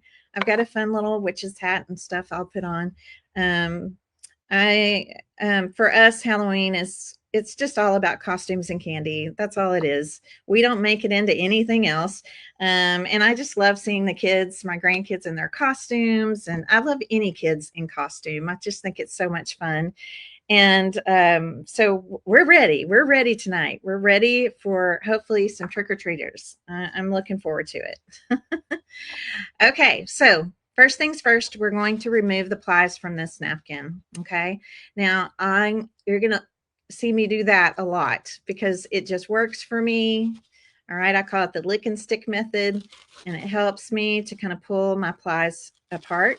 If that doesn't work well for you, then all you need to do is put a tiny little drop, just a teeny little drop of Mod Podge on your finger and just tap it until it feels very sticky, not gluey, and it will work in the same way. Okay, so all of the napkins that you're going to have today are going to have 3 plies. Sometimes I get lucky and the plies come off together. Okay, but I just want you to see every napkin will have 3 plies. So make sure you get 2 plies off. If you don't, when you go to decoupage the napkin down, the top layer tries to release, and then you wind up with bubbles and tears and just creative heartburn is what you wind up with. Okay, so make sure those plies get taken off. Okay, so now I'm going to take my pretty, let's see, I think I was going to take mine like this. Yeah, I think I'll take mine like this. So the diagonal stripes are running this way. And I'm just going to line it up kind of centered. Just kind of centered here in on my cutting board. Okay, just kind of centered just like that. Now, this is a lot of space to do at one time. So I'm actually just going to lift up this part of my napkin. I'm using a wide 1-inch brush. And I'm going to start applying the Mod Podge. We want to have a good, nice, healthy coat of Mod Podge. A healthy coat to me is a coat that looks very wet, right? Mod Podge actually can dry pretty fast if it's thin, so make sure it's nice and healthy. And if you need to look at it in the light to make sure you haven't missed anything, that's always a good idea. And we're going to be doing a top coat of Mod Podge over this whole thing anyway, so it's okay to go outside of the area where your napkin will be. Make sure you get plenty around the edges. And now I'm just going to let this top part of the napkin fall. Now, napkins naturally have creases in them when they're folded, but thanks to these little beauties, these are deli bakery sheets. I just get them on Amazon, and I love it because it's a plastic sheet that doesn't stick to each other like saran wrap would. So I love these. So I'm going to come in, and the very first thing I'm going to do is flatten out that little crease.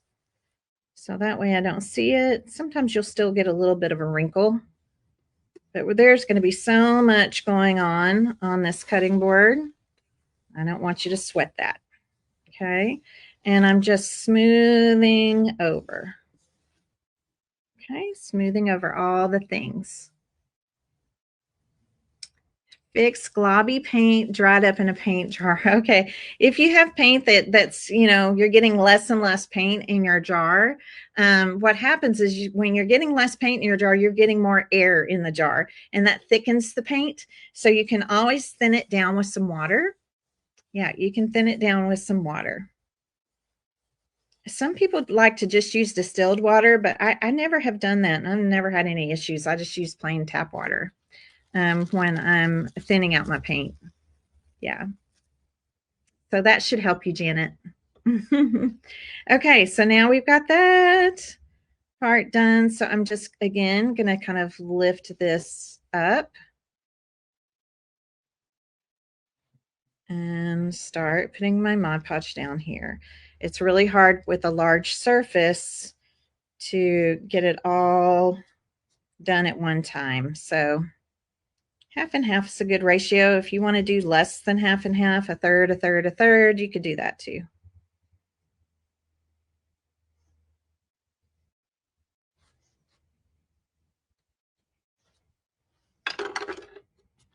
And again, just going to drop it down. Now, believe it or not, some napkins aren't exactly square. I'm just going to show you. Sometimes you should almost always get a little bit of a film of Mod Podge on your plastic sheets. Don't reuse those unless they're dry, because they'll pull your napkin back up. So I'm going to take a fresh one here. And again, I'm going to work on the little folds first. And as I forgot what I was saying. Okay, yes. If your napkin isn't exactly square and you feel like this is a little bit off, don't worry about it, because we're going to put some ribbon down there. So it's nothing to panic over. We can straighten that out with our ribbon. All right, I'm just going to burnish this down well. I got one little kind of wrinkle right there, but again, it's kind of in a spot where, like I said, there's going to be a lot going on this cutting board, so I don't want you to worry. We're just creating what I call background noise, right? We're just creating a fun and pretty background. Okay. Good morning, Pat. Good morning, Debbie. You're welcome, Janet. Okay, so next step for me is going to be to dry this a little bit. And I'm focusing more so on the edges because that's where I'm going to be sanding. I'm going to sand off any excess.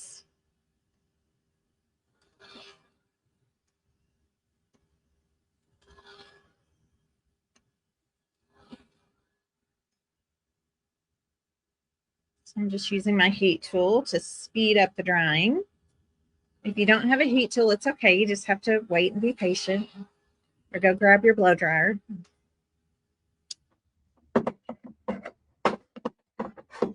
And then I'm going to grab, again, just this little piece of sandpaper. You could use a sanding block, a sanding file, even an emery board. It's very thin. It's just the top tissue. So it's very, very easy to sand off the edges so you get a nice straight cut.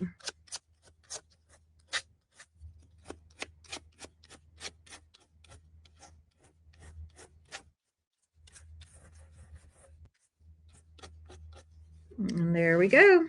So I'm not using any of this leftover.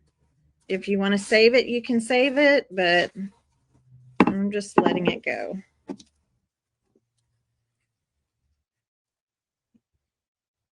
Let that go right down into the trash. And you know what? While I'm thinking about it, I'm going to use a piece of parchment paper underneath my project here because I don't want to accidentally cause something to get on the finished fall side.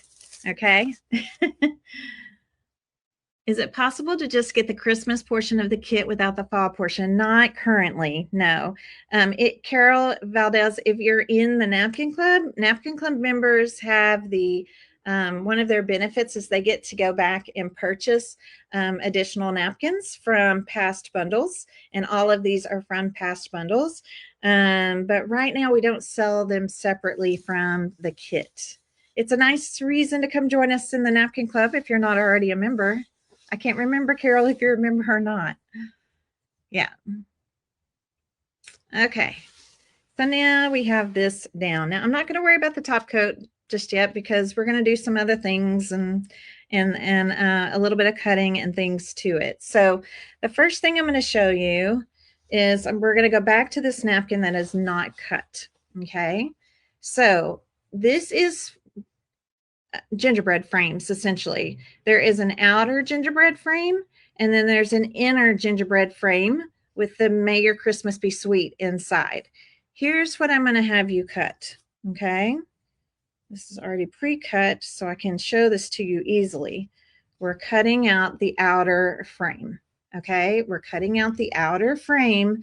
Put the inner frame, which is right here. I'll just show you. The inner frame right here, right? You can cut that out and put that to the side. Okay, don't cut through it, just put it to the side. But we're cutting the outer frame here. So it's just this portion, okay? This outer frame, the frame that has the peppermints on it. Now, the only thing that I want to show you that's different about this frame is see these little bitty leaves right here along kind of this outside corner of the peppermints. I did not cut that out. I kept them because I may decide to use them, right? I kept them, but I went ahead and just cut around the peppermint. Okay, just right around the peppermint. And it's okay to leave a little bit of white showing. That's fine. As you can see, it's all going to blend in. Okay, so this is going to be one of your first cuts. When you cut this, I would cut it with all the plies attached. Okay, the napkin, once you take those plies off, that top tissue is really delicate and it could tear easily. So I always do I call it bubble cutting. Any of my bubble cutting, I like to do that because it has a little bit of the white showing around, right? I like to do that with the plies on. Okay, so the next thing that we're going to cut, this is the Santa Please Stop Here. Okay, so this is a square of it. You're going to have a whole, I think you have 2 squares of it in your kit. I can't remember if it's 2 or if it's a half napkin or a full napkin, but you'll have at least 2 squares of this. And what I'm going to do on this one is I'm going to save these lines. Okay, so yeah, these little red lines, I'm going to save them. You may want to use them. You may not want to use them. I'm going to show you a couple things that you can do with them. So I'm going to cut those off and just put those to the side. Okay. So just putting those to the side. All right. Now, let me show you kind of how this is going to look. Our Santa stop here is going to go inside of our frame. Okay. Now, if it's not fitting well for you when you're doing this, here's why, because this frame isn't actually square. It's not actually square. Make sure your kind of mint green peppermints right here are on the sides. If you make sure they're on the sides, your Santa stop here is going to fit within the frame. Okay. So as long as you remember that, the little mint peppermints, not the red ones, but the little mint peppermints need to be on each side, right and left side. Okay.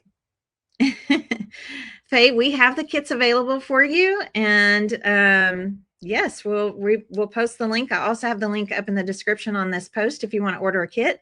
We are down to the last of our supply, so don't wait too long if you're interested in getting a kit, or maybe even more than one kit. Several people are doing these as gifts, I noticed, because we've been getting multiple, a lot of people ordering 2, some people ordering 3, and I'm like, yep, they're giving them as gifts. I know they are.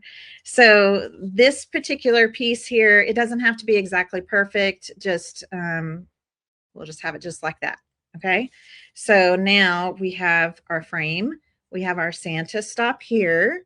And then we're going to do another cut. Now this next cut, I'm going to actually do this. I want you to see me do this cut because I think it'll be a little less confusing, because I'm not using this as a whole. Now you could, if you wanted to, in fact, let's just talk about that for a minute. If you wanted to, maybe you want to do like a frame here, and maybe you want to do this whole little tray of cookies here, right? Like you can arrange this on your cutting board however you want. I'm going to go ahead and make mine like the sample, and that way you'll know how to cut this. But again, feel free to take creative control and make this cutting board any way that you would like. Okay. Yes. Okay. All right. So first things first. Okay. First things first. I'm going to cut off Baking Spirits Bright, and I'm going to cut it as a whole. So just cut that whole little strip. We'll cut it down some more in a little bit, but I love that, and I wanted that on my cutting board. So I'm just going to put that over on in my little extras plate here. Okay, so that's going to come off first. The next thing I'm going to cut off is going to be this little corner right here. I'm going to cut around these little, you could consider them ornaments or little candies. And again, just kind of bubble cutting around this. Whoops, sorry. Just kind of bubble cutting around this corner. Don't worry about those extra fir branches. So I'm just cutting the holly leaves or pine branches. I don't know, whatever you want to call them. So I'm just cutting the holly leaves and these little ornaments or candies. Okay. Cut number 2. Yep. See the white around it? It's okay. It's fine to do that. And I'm going to put that. I have a little plate here. I'll put that in my extras plate. In fact, I'll move this over so you can see. Okay. Now, if you want to, you can go ahead and cut this one as well. I didn't use this on my original sample, but who knows? I might use it today. You're going to have all these napkins at your disposal, all these cute images. I designed the gingerbread frames and the gingerbread napkin. Those are custom by me. The other two I did not design. There are some that we have had extras of up here. So if you want to cut that little one, you can. And now we're going to kind of get into the cookies. Okay, we're going to kind of get into the cookies.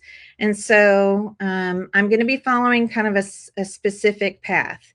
So my first cut through here is going to keep the white Christmas tree, the white iced Christmas tree, and go up and come over. And we're going to go over the top of the gingerbread man, his little head. And we're going to cut around the other gingerbread man. Got it? I'll show you what it looks like here in just a second. Keep some of that white because that's white icing on our gingerbread men. It'll kind of disappear a little bit, but that's okay. All right. And around his arm and then around this tree. Another Christmas tree cookie. Okay. And then around the bottom. So it's all together, one section.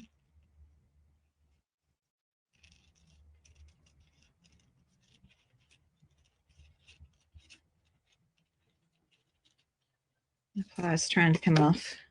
Okay, that's what it looks like. Okay, I'm going to hold my hand here for just a second. So if you need to take a screenshot, you can, but you'll be able to go back and watch the replay of this as you make your kits. So you'll be able to fast forward, stop where you need to, fast forward again as you're creating. Okay, so this was pretty easy, not too hard, right? That's not too hard. All right, so I'll put that down. And then we can get rid of some of this excess. All right, so let's look at what we have left. Can you see what we have left? So now I'm going to come up this cookie, another Christmas tree cookie. And around this gingerbread man. So we're going to have two sections of cookies. Just go right around. It's kind of, again, kind of a bubble cut. A fussy cut is right on the line. A bubble cut is where you have a little bit of the outside edge showing. And to me, it's much easier to cut when you're bubble cutting a little bit here. So going around that cookie, we're going to go up this cookie right here.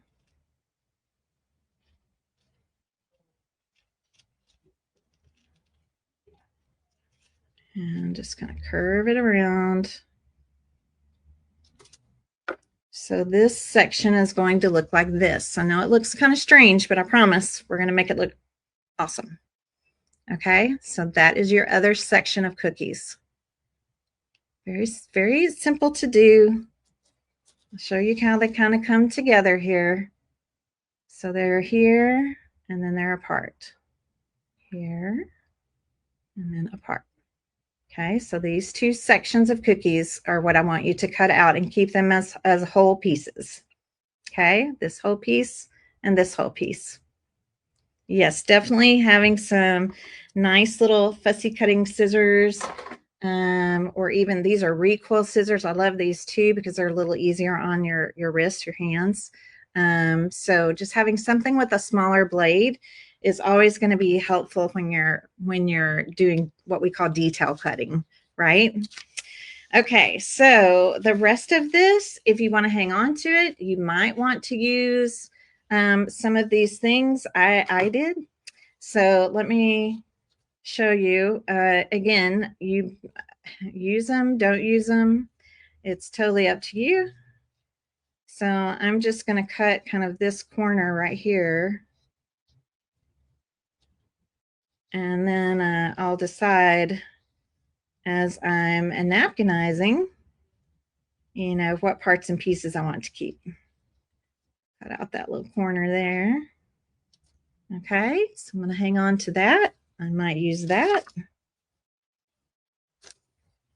And then on this side, I think it's just this one, this little greenery piece right here.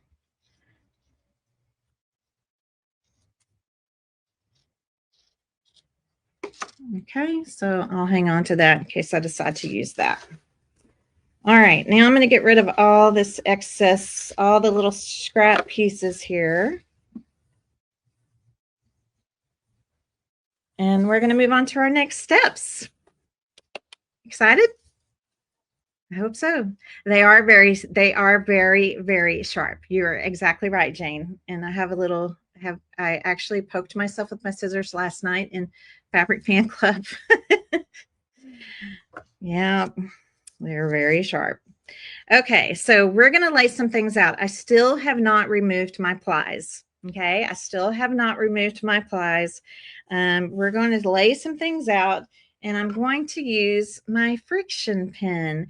You guys, a friction pen is, this friction pen is made by Pilot. We sell them here. They're very inexpensive, and every crafter needs one. Every crafter needs one.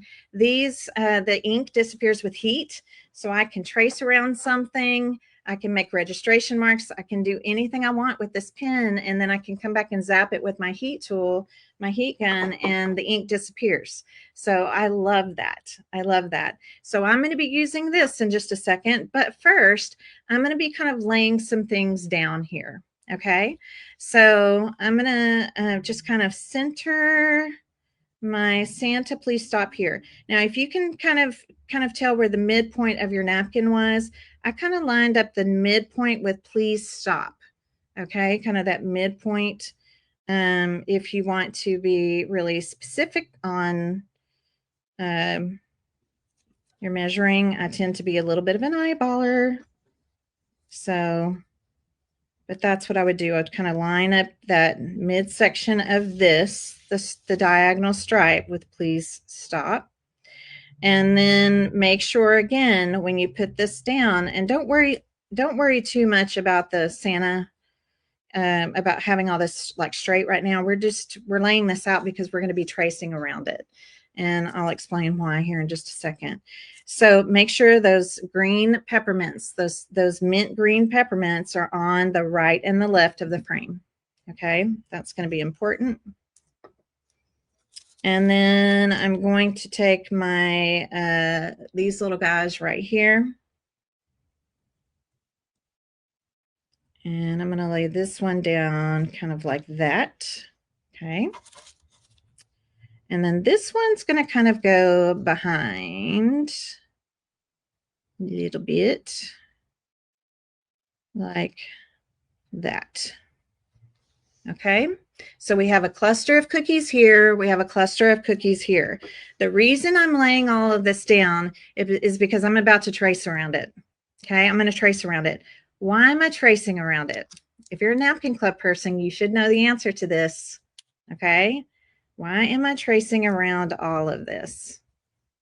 Yeah, I'm just going to trace with my friction pen. And again, remember, it's going to disappear. It's going to go away. Doesn't have to be perfect. I'm tracing this, my friends, my crafty friends, because I need to put white paint underneath this whole section. And why do I need to do that? Well, because if I don't do that, all of these stripes, right? All of these stripes are going to show through my napkin tissue. All of them are going to show through my napkin tissue. And that's going to distort my images. It's going to distort everything. So we're going to give it kind of a blank canvas, right? It's also going to help our napkins to really brighten up. It almost looks like when you put white behind a napkin tissue, it really makes it almost like a spotlight shining through it. So, and again, this does not have to be pretty. It's just giving us an idea so we know exactly where to paint. So I'm just working my way around. I like having a little bit of paint showing around the edges of some of the things. It kind of creates a highlight effect. Okay, so let's see if we got all the places. So just move all those off. There we go. Yeah, it's quite a big area, isn't it? But it's so much easier to do it like this and then just come back in and paint than it would be trying to cut the center out of this background napkin, and it would just be, that would just be really, really hard. Okay, so I'm going to come back with my paint now. I have a big brush and I have a little brush. Okay, the big brush is for the bigger areas. And of course, my little brush is going to be for going around the details. So I'm actually going to start with the little brush. Okay, and here we go. So I'm just going to follow along. If you get outside your line, please don't worry about it. Again, it's going to look kind of like a highlight. And so my first coat, I'll do 2 coats generally because that red is pretty bold in that stripe. And I want everything to look like it's supposed to, right? I don't want those stripes showing through cookies and all the things. This is the same color that I used for my cutting board. Simplicity. So whatever color white color or white type of paint that you used for your cutting board, I want you to use the same white for this process.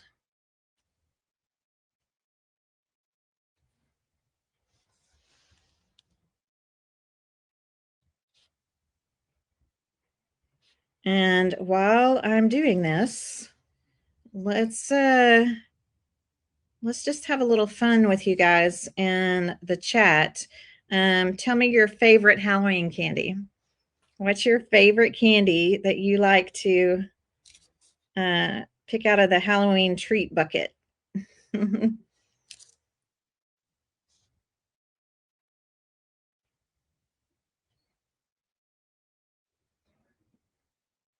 We're in a different neighborhood, you guys know, because we sold our house last year. So we don't really know what to expect, but a lot of our neighbors all have decorations up, which makes me think we're going to have some, a good amount of trick-or-treaters. I don't really know. I know my grandkids, of course, will be coming over to trick-or-treat.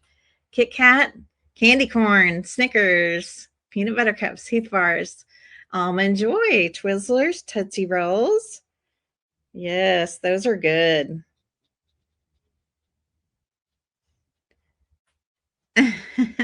Milky Way bars, Kit Kat.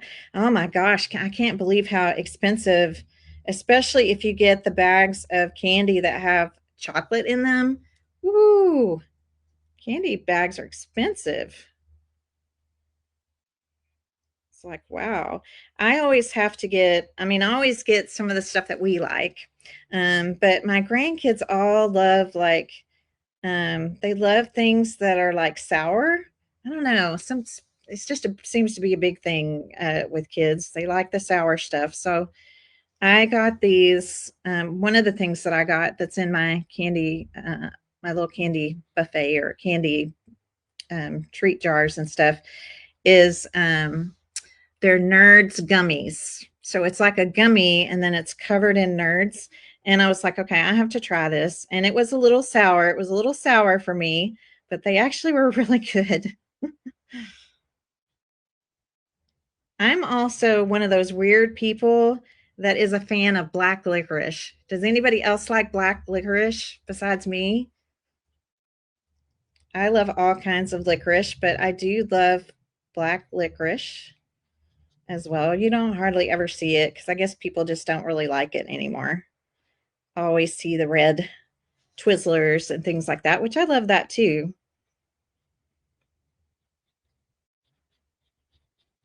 Okay, so now you all shared, yeah, Sour Patch Kids. Yes, they love that kind of stuff. Yeah.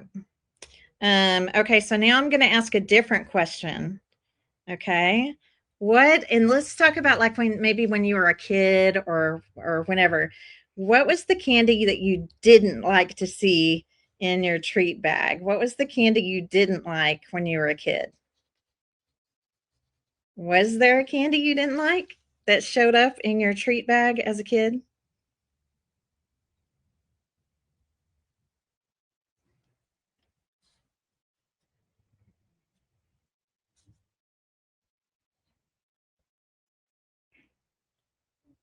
Yeah, tell me what that was. I'm going to go back around my outline again here while y'all are doing this, and then then all I have to do is just fill in the middle. Oh, good. There's other people that like black licorice. I love red hots. I love red hots too. I always liked getting the red hots. My brother didn't like them, so he would always give me the red hots. I liked red hots and the black licorice. Anything coconut? I'm not a big coconut fan either. There was some kind of candy. Oh, Susan, maybe you can help me remember, but there was some kind of candy that we would get. And was it like chick something, chick a stick or chick something? Do you remember that, Susan? I did not like that, whatever that was. Does that sound like that was a candy? Candy cigarettes. Yeah. Yeah. You're showing your age there. Do they still make candy cigarettes? I don't even know if they do. Yep. Candy cigarettes. Um, I didn't like that, whatever that was, that chick stick or something. I don't remember exactly what the name of that was. And I didn't like anything with coconut. And then, of course, you always had, the neighbor when you were young. I'm talking about when you were young, not now. But when you were young, there was always the neighbor that gave out like boxes of raisins or something. And you're like, really? It's kind of funny. I remember getting lots of bubble gum, like double bubble, Smarties. Smarties are still out there. Smarties are still around. What I'm doing right now is I'm mainly covering up over the red lines. That second coat.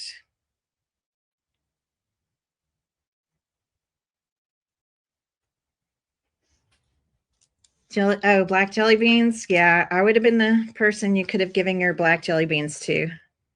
Yeah.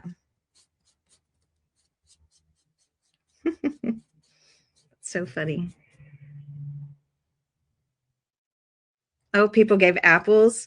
Yeah, one thing that I really loved about my childhood was our Halloween. We had a lot of kids in our neighborhood, all the same ages, same age families and stuff on our street, actually. And so a few years in a row, while we were all elementary school age, probably first, second, third, fourth grade, those years, the neighbors would park. We lived on a street that's it was on a hill, so it kind of went the hill went down, and our house was at the bottom of the street. Well, they blocked off the street to cars, so like some of the parents the dads pulled like their trucks at the front of the street and then at the end of the street, so no cars could come through. And then we did what we called a block party. So like you went to different houses for different things. You like one house, they had like a haunted house in their garage. One house you went to for bobbing for apples, and a house also had like the candied popcorn balls. I loved candy popcorn balls. My teeth don't love them anymore, but man, I love that kind of stuff. And then our house had the biggest backyard. So we usually had all kinds of like just fun kind of, I don't know, carnival-y kind of games, back there. Um, and then one house you went to, and they had their garage open and you decorated your own like Halloween cookie. And one house you went to and it was like spooky stories. It was just so fun. It was all outside. So whether you were in the front yard or the backyard, and people came from all over, like all over the neighborhood. People would come, and anyway, the neighbors, we all did this. I'm gonna have to ask my dad how long. I'm gonna say at least 5 years in a row, and it was so much fun because you were safe. You were with around people that you knew. It was really a lot of fun. It was a big deal. I have a lot of really fond memories of that. Okay, I think I'm pretty good. I'm going to dry this. I'm going to dry this, and I'm not going to really dry my pen lines. I have my heat gun kind of pulled back a little bit. I just want to dry the paint. It is good to dry the paint and then kind of look at it. And if you see, and especially the red lines, if you see some of the red lines really showing through, then we're going to come back again and just put a quick little stroke of paint over the red lines. Okay. We had a great neighborhood growing up. We really did. So fun. We did all kinds of fun things like that. The parents were very involved and it was awesome.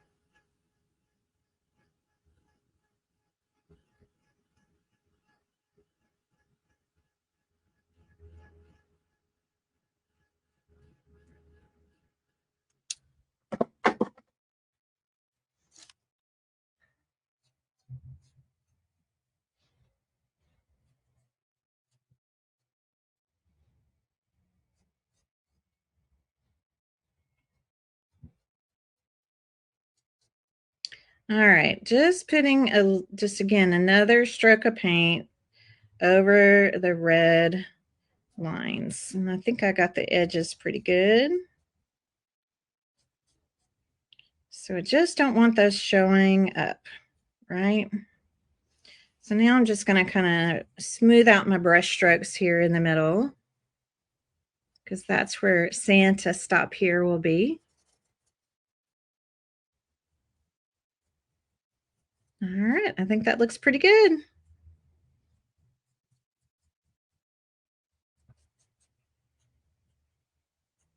Yeah, I just we were all church going people. I feel bad that Halloween's kind of gotten a bad rap, but I feel like Halloween is what you make it, right?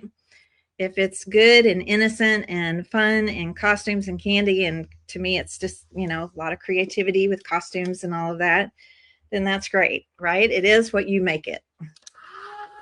Okay, so I'm going to dry this paint. Also, I'm going to say one more thing about Halloween, and then I'll stop. Well, I'm going to ask y'all another question. But the other thing I was going to say is, y'all be nice to the teenagers that come and trick or treat. If you have any teenagers that come trick or treat, it used to annoy me when my kids were young, and I'd be like, they're too old to be trick or treating. But nowadays, now that I'm older, I guess you become wiser as you become older. I'm like, you know what? If teenagers come trick or treating, I'm all good with that because that means they're still wanting to be a kid, right? They still want to come get candy. They still want to, So I'm all about being nice to those teenagers. I have teenage grandkids that also still like to come and trick or treat at my house and other houses.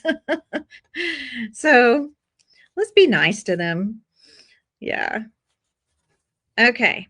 All right. We've got our pieces down. So now we're going to start kind of filling in. Okay. We're going to start filling in. We don't need paint anymore. We shouldn't unless we just have a touch up or something. So let me do this.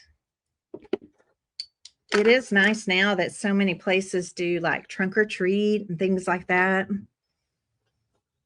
That's fun. Okay. All right, so we're going to be laying some things out, okay? It is okay now to go ahead and remove your plies. Let's go ahead and remove all the plies right now.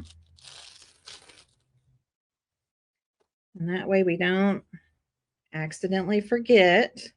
So while I'm removing plies, tell me what your favorite Halloween costume was, right? Did you have a favorite Halloween costume growing up? Or most unique?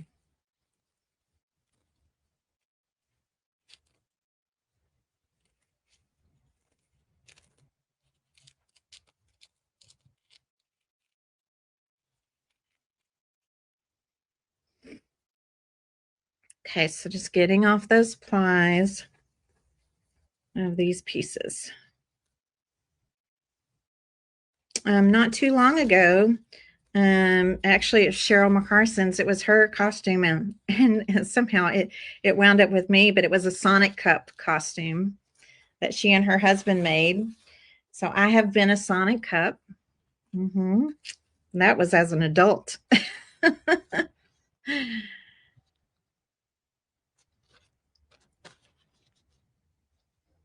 All right.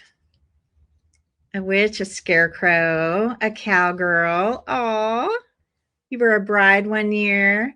A pregnant black cat. That's funny. Wonder Woman. Yeah, we all, when back then is when they had like those masks, those plastic masks that just had the band around your head, you know, you could barely breathe, you could barely see. And then just the kind of the plasticky costume, unless your mom made you a costume or something. Um, yeah, such fun times. Okay, I'm going to lay down my frame within my painted area. I got to make sure. I think it was actually this way. Okay. Make sure again those green peppermints are on the right and the left. And again, don't worry if it's not exactly lined up. It shouldn't be, because when you trace something, it gets a little bigger, right? When you trace something, you're going around the outside edge, it's a little bigger. Your paint might have gone around the outside edge a little bit, and that's okay. So don't worry about that. That's just going to create a nice little highlight for us around our frame. So I want this one down first. We're not going to Mod Podge it yet, but I want this one down so I can kind of judge where my Santa please stop here is going to go. So I'm sharing a few little tips and tricks with you today. So one of the things that I like to do when I'm putting something behind something else, I actually start with it on top. Okay, so typically this Santa's Please Stop Here will be behind the gingerbread frame, but I need to make sure it's kind of centered. I need to make sure I've got it exactly where I want it to go. And I like where this one is. So watch what I'm going to do. I'm just going to lift this up, and I'm going to put down just a little bit of Mod Podge, not the whole thing, you know, just a little swipe. And I'm going to drop this. Okay, now I'm going to take the frame off. Okay, that's my trick. All right, that's my trick when you're putting something inside of something else, and it needs to be behind, but you need to line it up. You need to do all the things, and this way you don't have to pick it back up, right? So we're just gonna let that drop. Come over here, wherever we need to add extra Mod Podge.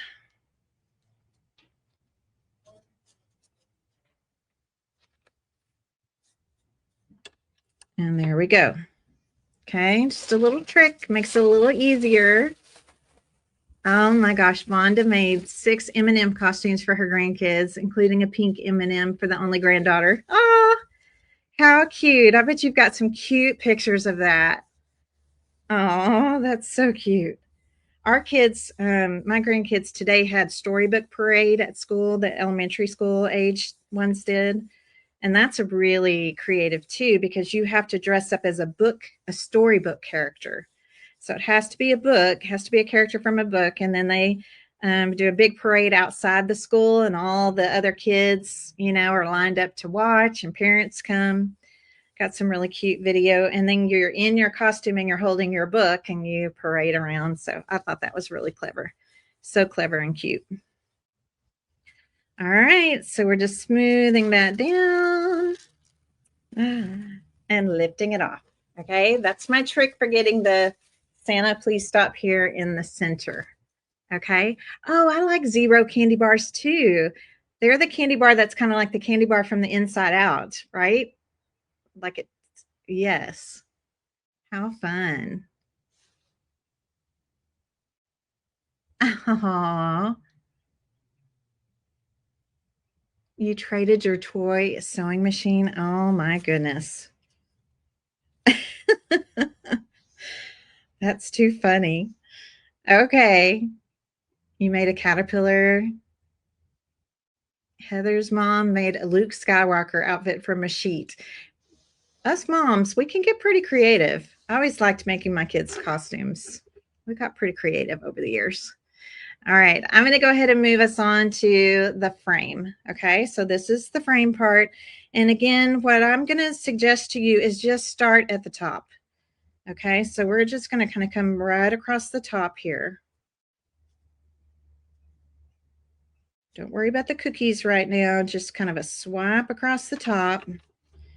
And I'm only going to position the top parts here.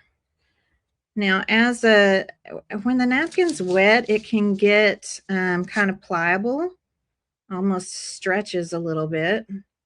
So just kind of plop that down.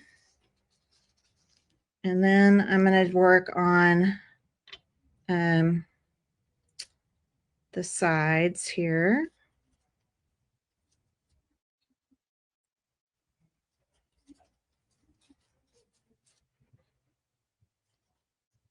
So we're just going to kind of do it in sections. Okay, so I'm going to kind of hold this side and just work on one side at a time. So I'm going to get that one laid down. And then over here, okay, before I do this, I'm going to go ahead and put this bottom.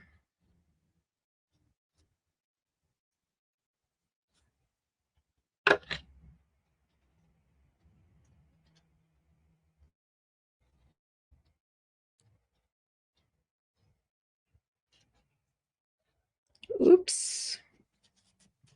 Just had an oopsie. Do you see what happened? See how it tore? It's because it's wet, but luckily for me, napkins just go right back together.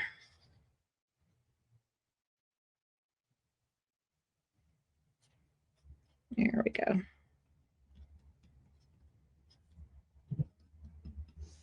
Okay. Back to our plastic wrap and smooth.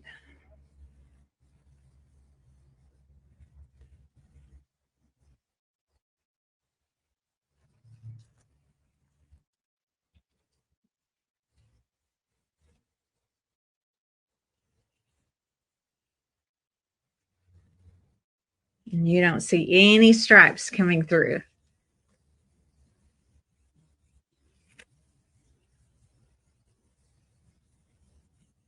That's clever, Tiffany. I did that too, Renee. I was a Smarty Pants one year. I had some old jeans and I just hot glued Smarties candy all over my jeans.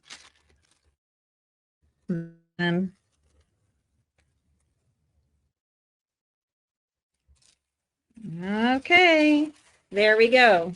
All right, so I hope that you enjoyed those tips, and I think it really helps. It will really help as you're putting down your frame and your Santa stops here. Now we're going to talk about the cookies. Okay, we're going to talk about the little cookies here, and we're going to start down here. We're going to start with the lower area here first.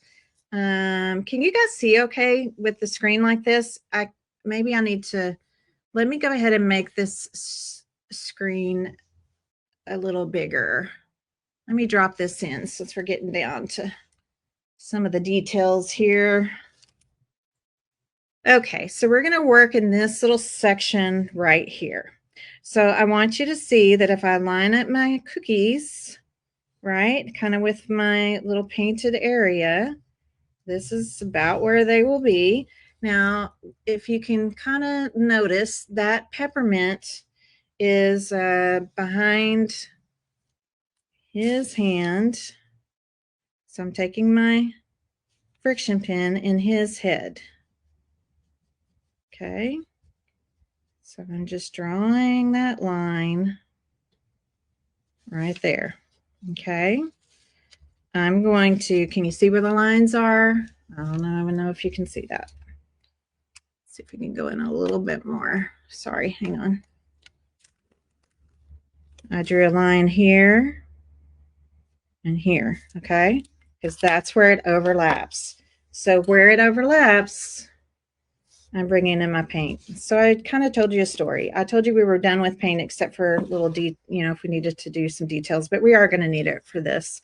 So what we're doing is we're collaging these napkins, right? Sometimes the napkins are right on top of each other. But again, I don't want these red stripes going through my gingerbread. So I'm going to come in and I'm just going to touch those up with some paint. And it doesn't have to be perfect by any means. I'm going to dry this real quick and then I'll put one more coat on.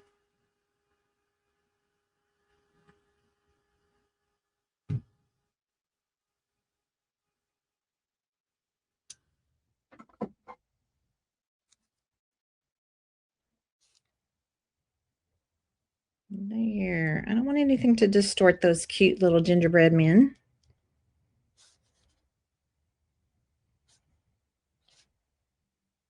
Oops. Okay, I got a little heavy on my paint right there, but that's okay.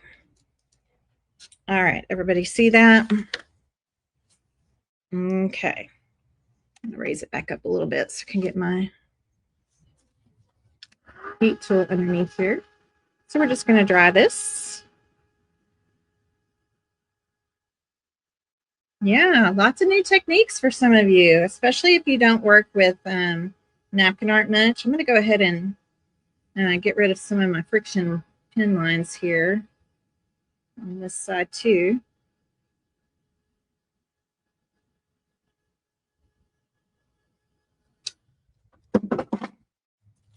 Okay, so now I'm going to go back to my Mod Podge brush.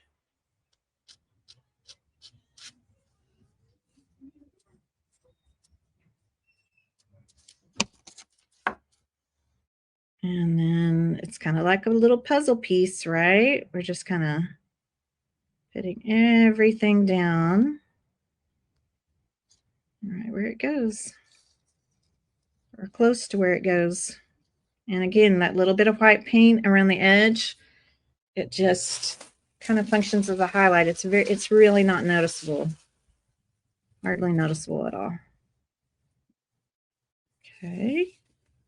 And then we're going to move it all down, burnish it down. Burnish is just a fancy word for rub hard, just kind of rubbing this out. Any air, wrinkles, all the things. Looky there. Okay, we did this section. So now let's go up and do this section. Okay, so this section right here, remember this one? It kind of goes, it's kind of strange looking because it goes like this. We're going to do just the opposite on this one. Right now it's overlapping all the things. On this one, we actually put the lines on the peppermint, but this time we're going to make all of this look like it's coming from behind. Now this may be hard to see on camera, but it is, I can easily see where my peppermint is. Okay, like I said, it might be hard to see on camera, but I can see it, so I know you'll be able to see it when you make your project. So I'm just going to I'm just drawing around the peppermint there. I'm also going to bring this up a little bit around that red piece. And then there is a little point there. Yeah, I always kind of look just to make sure. And there's a little point there. Okay, from the frame. So this time I'm drawing on the napkin that's going to be going down. So it all depends, is the napkin on top? Do we want to make the napkin look like it's behind? And then I'm just going to come in and cut this. And again, it's going to kind of go together like a puzzle piece. And just another fabulous reason for making sure that you have a friction pin and your stash. Okay, that looks pretty good. I need to cut out this little notch right there. Okay. So now when this goes down, it looks more like it's behind. Okay. Yeah, right? Baking Spirits Bright. That was in Frames and Phrases from July. That was our July kit. Frames and Phrases. It was Frames and Phrases for all the different holidays from July through December. All right, let's put our Mod Podge down. And again, it doesn't matter. Your friction lines are going to disappear whether your Mod Podge is on top of it or not. So nobody has to worry about that. And now it's just a matter of, oh, you know what I see here? I see this little red gumdrop thing. I forgot to cut that. I'm just going to kind of fudge that one and hope that yeah, there we go.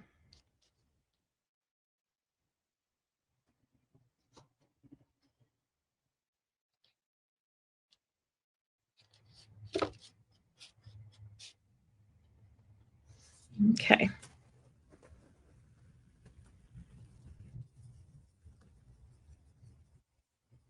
I forgot that little red little candy right there. So I just kind of went around it. So we're going to smooth this one all out, and then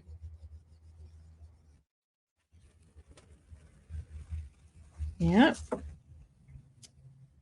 And now just going to dry it to get rid of all the friction lines. So bringing the heat in nice and close.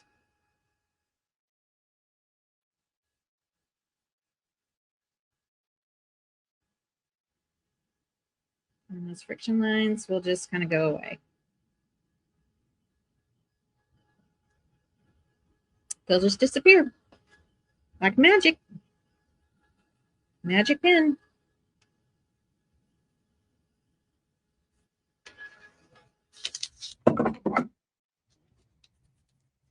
Okay. We're doing good, guys. We're doing good on this project. Things are looking really nice. Okay, let's go ahead and add just a few more little things here. And this is all just if you want to add them. The rest of the little, like some of the little things on our extras plate, it's just totally up to you. I definitely wanted to add Baking Spirits Bright. I just think this phrase is so cute. So I'm just kind of, again, just kind of bubble cutting around the words. Oh, that ply just came off. I'm not going to paint behind this. But I don't really want a bunch of straight lines. So I'm just kind of, again, just kind of bubble cutting a little bit. So it's going to look something like that. Take off the other ply here. And I put mine right down here. You can decide where you want yours to go.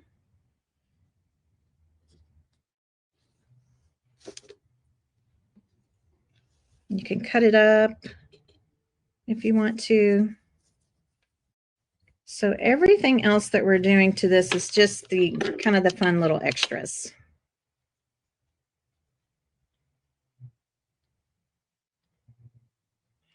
Go to mine like that.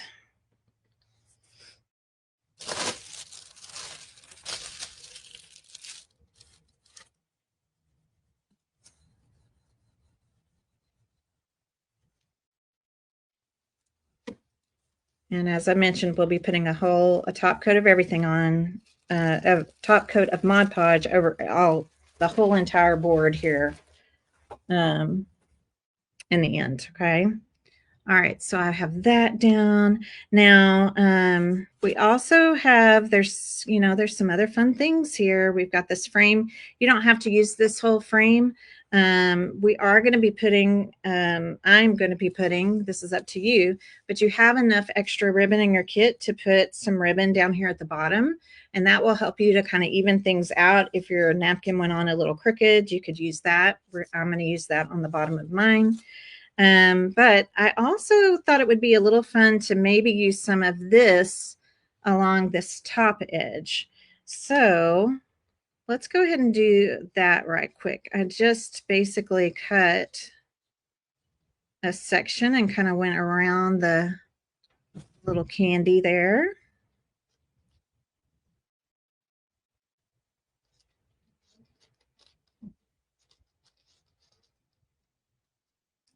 Cut again around the candy.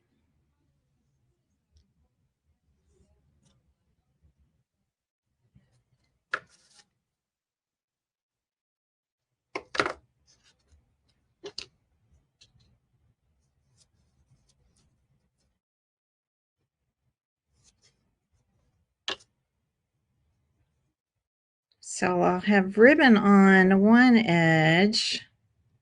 I'm going to make sure I'm going to have a peppermint kind of in the center.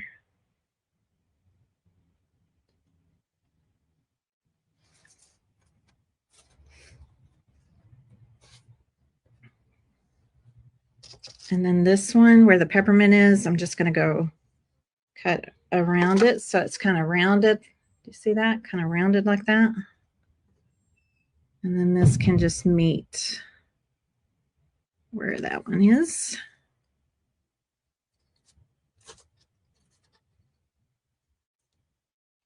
Ooh, my fingers are getting sticky. I'm gonna have to clean my fingers up here in a minute.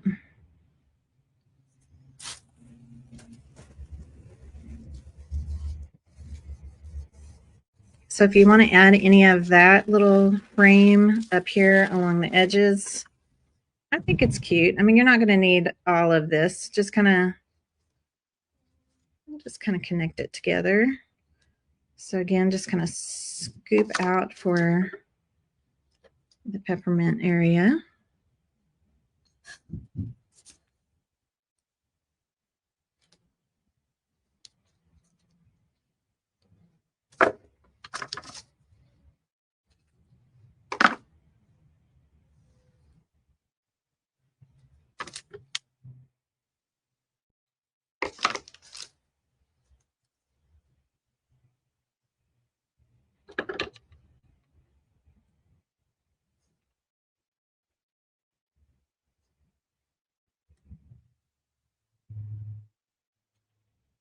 All right, so now I have a cute little gingerbread piece up there.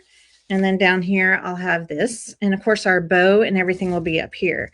So the other thing was those red lines. Remember the red lines that were around the please, Santa, please stop here.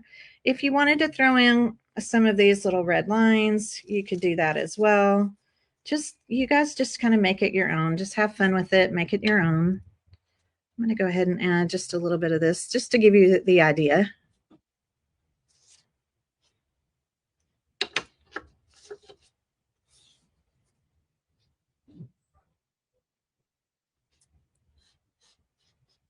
Right, just decorating, adding little accents.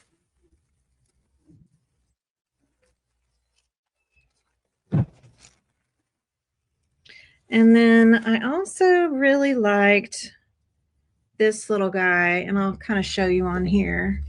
Once it's finished, you can see my little gingerbread stripe, and there's that red stripe. And then right up here, I put something because I just thought it needed a little something right there above the bow. This one I haven't separated yet. Oh, good, both plies came off. So keep this up close to the, oops, there we go. Keep this up close to the hole, the cutout hole here, because your bow will be covering up a lot of this. So basically where the leaves are just kind of right underneath there.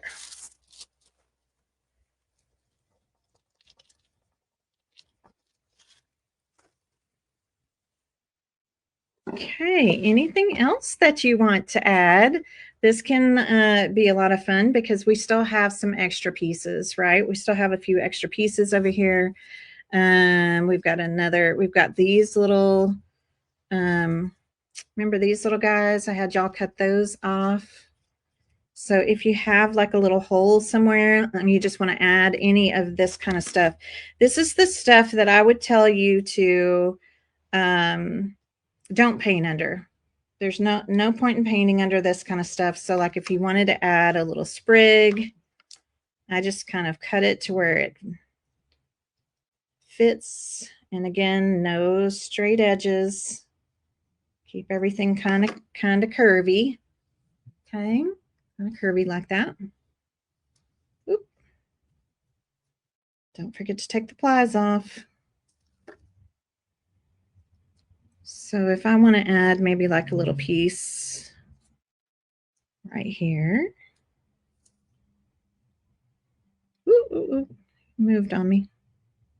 There. I can add that one there.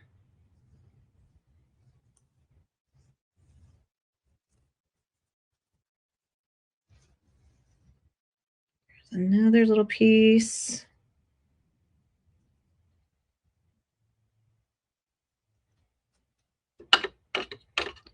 To me, these greens they're dark enough that you don't have to do any painting or anything underneath them. Uh-oh. What's happening here? Oh, there's another ply there. All right, let me put a coat on top of that. Got to take the ply off. Okay.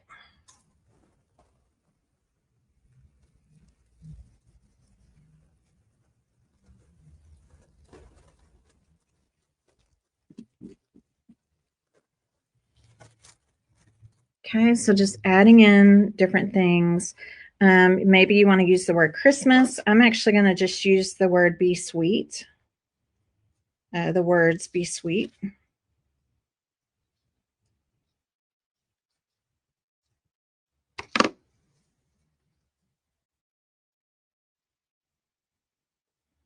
Yeah, I think I'm going to wait on that. I'm going to put be sweet kind of right over here. A little different than my first sample, but that's the fun in this, right? You can always just kind of play. Oops, I need to cut this down.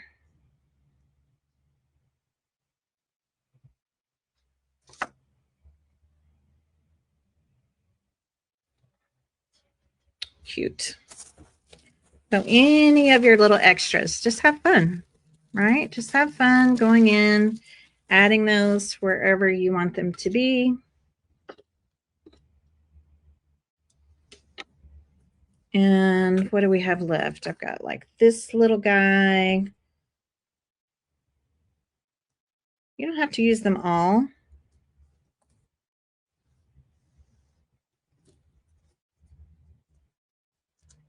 Just up to you. It's kind of cute down here.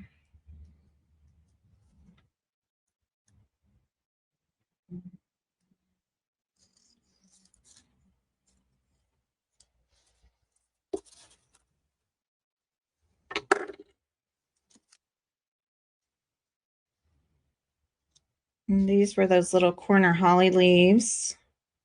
Let me add a couple of those. And again, all of this stuff I'm not painting under.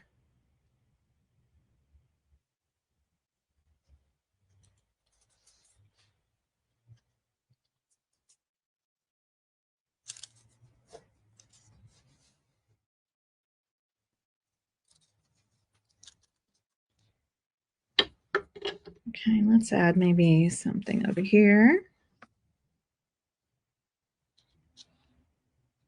Just hate to leave them behind. I want them to get to have some fun on this cutting board too.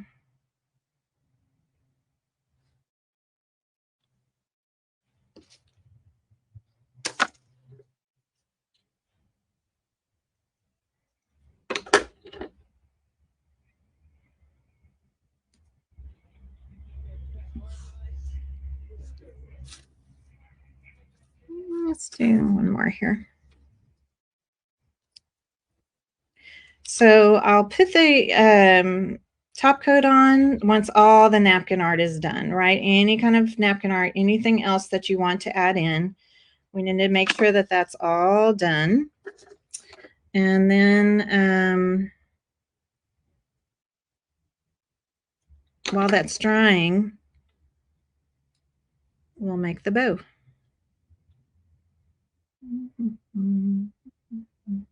Here. Just wherever, just little places, wherever you want to add it. Okay, you could add more of the red lines up here, wherever else that you want to add things. So I'm going to go ahead and again dry the areas that I need to sand off. We are almost done. I'll show you kind of the Stickles and the Glossy. I'll show you that on my finished sample here.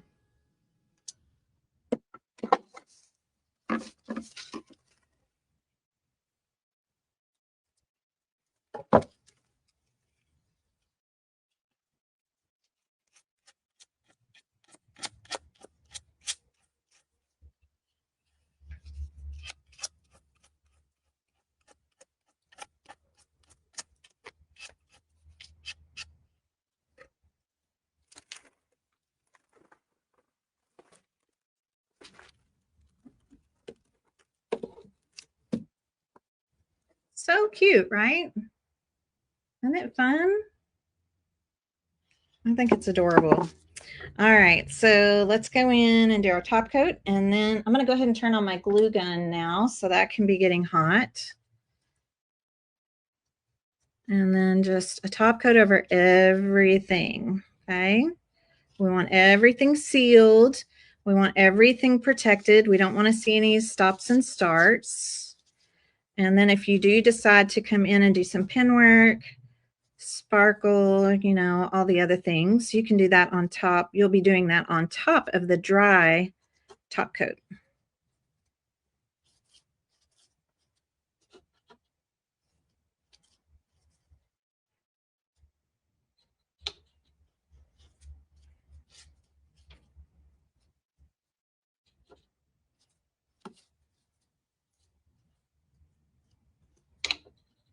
This top coat also helps your napkins to be even more transparent. So make sure you're generous with it. It'll be milky looking, that's normal, but it will dry nice and clear.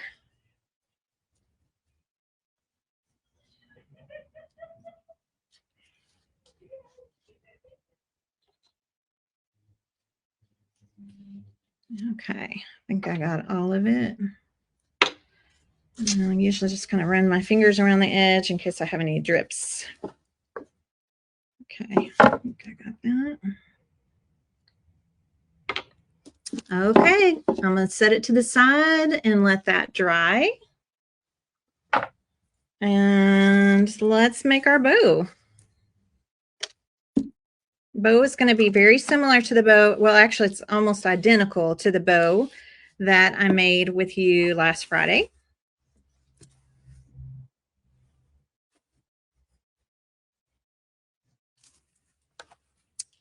Like our fall bow. Except for we're using different ribbons.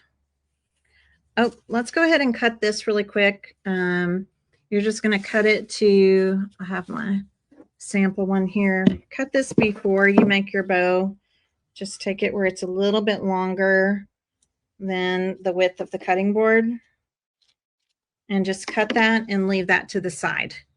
Okay. Actually, you know what? We should just put that on right now. Hang on. Because this is nice and wet. I actually put this on with my Mod Podge anyway. So let's make sure we have a nice healthy amount of Mod Podge right down here at the base. And then let's go ahead. It looks the same on both sides. Yeah, let's go ahead. I'm going to leave a little bit of white showing and just smooth that on. We'll cut the edges here shortly. Let's go ahead and lay that into the wet Mod Podge so that can be drying. Okay, Mod Podge and ribbon get along really, really well. Did y'all know that? Yeah, really, really, really well.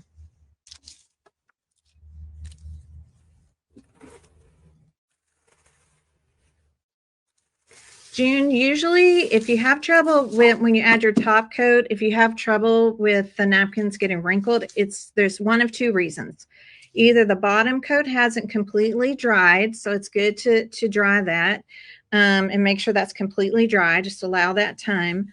Or you didn't get quite enough Mod Podge on the base coat, the bottom coat. Okay, so you have these little what we call air pockets because the napkin didn't bond all the way to the surface. So it's usually one of those two reasons if that happens to you. Okay, so I hope that helps.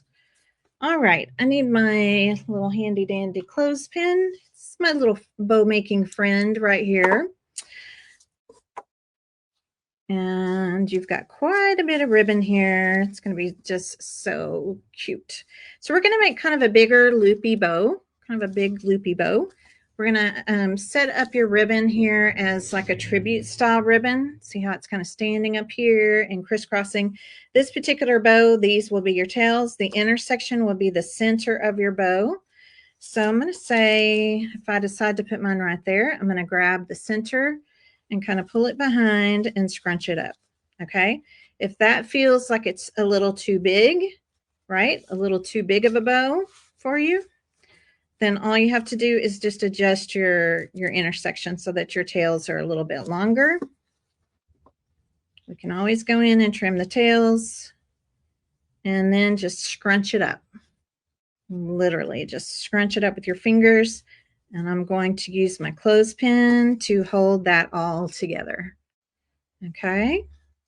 Let's see if that's about the same size as this one. Yep. Big bow, little bow, whatever size bow you want to make. And then we're going to do a double bow. We're going to do a double bow with this technique. So I'm going to do the same thing here with our remaining piece of this cute stitched ribbon. Okay, tribute ribbon. Bring the center behind and just scrunch it up. And I'm going to open this up and I'm going to put both of these together and put my clothespin on it. Okay, it's that simple. Now I'm going to take my twine, my red and white twine here.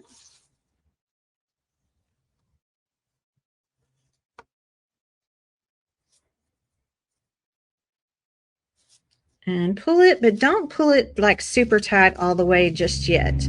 I like to take the clothespin off and then kind of maneuver it and make sure that it's in the center. And then tie it nice and tight. So I'm going to pull it tight and up in another knot. Isn't that just the cutest bow? So cute. I think it's so fun. Okay, so our tails are a little bit long. On the stitched ribbon, I'm just going to cut it at a slant. We don't want to cover up all the cuteness on our cutting board, right? We don't want to cover all that up. So I'm going to go ahead and cut off. I think I'll probably cut off to about right here. I can always cut it a little shorter if I need to. And I'm going to cut a flag tail in this. So instead of folding my ribbon, I like to just cut a slit up the center. You see that? Just a slit up the center. And then go from the opposite corner to the top of that slit. And the same on the other side. Do the same thing over here. Slit up the center. Corner to the top of the slit. And the other corner to the top of the slit. Very, very easy to do. Okay, now we're going to have a little peppermint.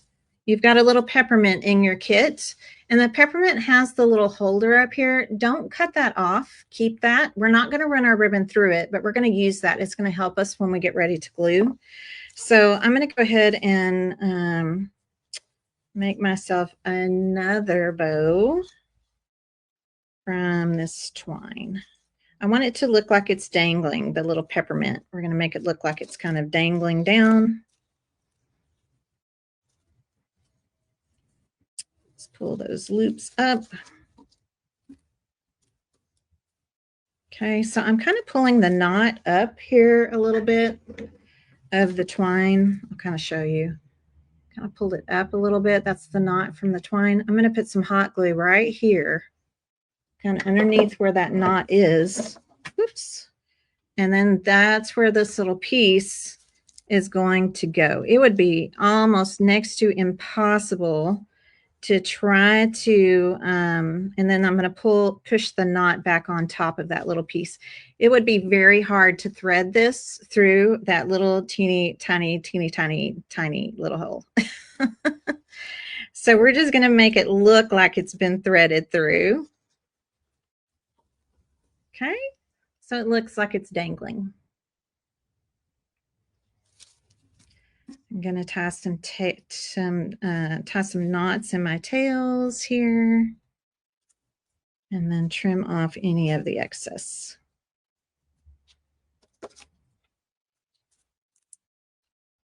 And that is your bow.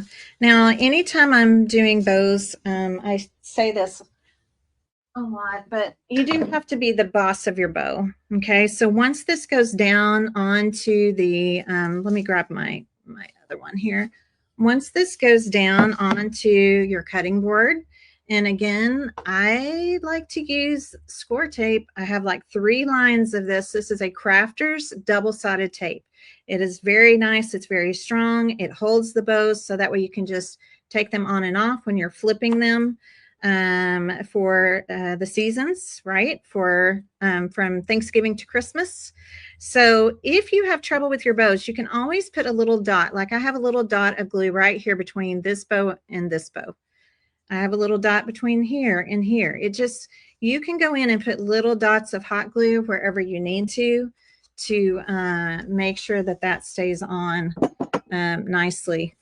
Okay, so there's our bow. And usually, like I said, I like to it's kind of easier to do that once you've, well, I'll just go ahead and do it. I already kind of know how I want it to fall. So I'm going to put a little dot.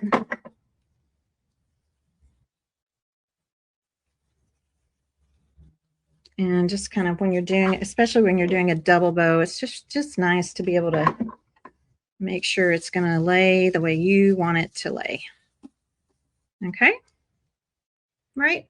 This kind of helps be the boss of your bow. Okay. I'm going to bring back the cutting board now. Just really quickly here. It's still very wet, but I want to show you down here. We're going to just do this little part right down here. It's still very, very wet. Okay, so I'm just taking my scissors, my little detail scissors, and I'm cutting right around the edge. And then to keep it from fraying, okay, to keep it from fraying, this is another great use of Mod Podge.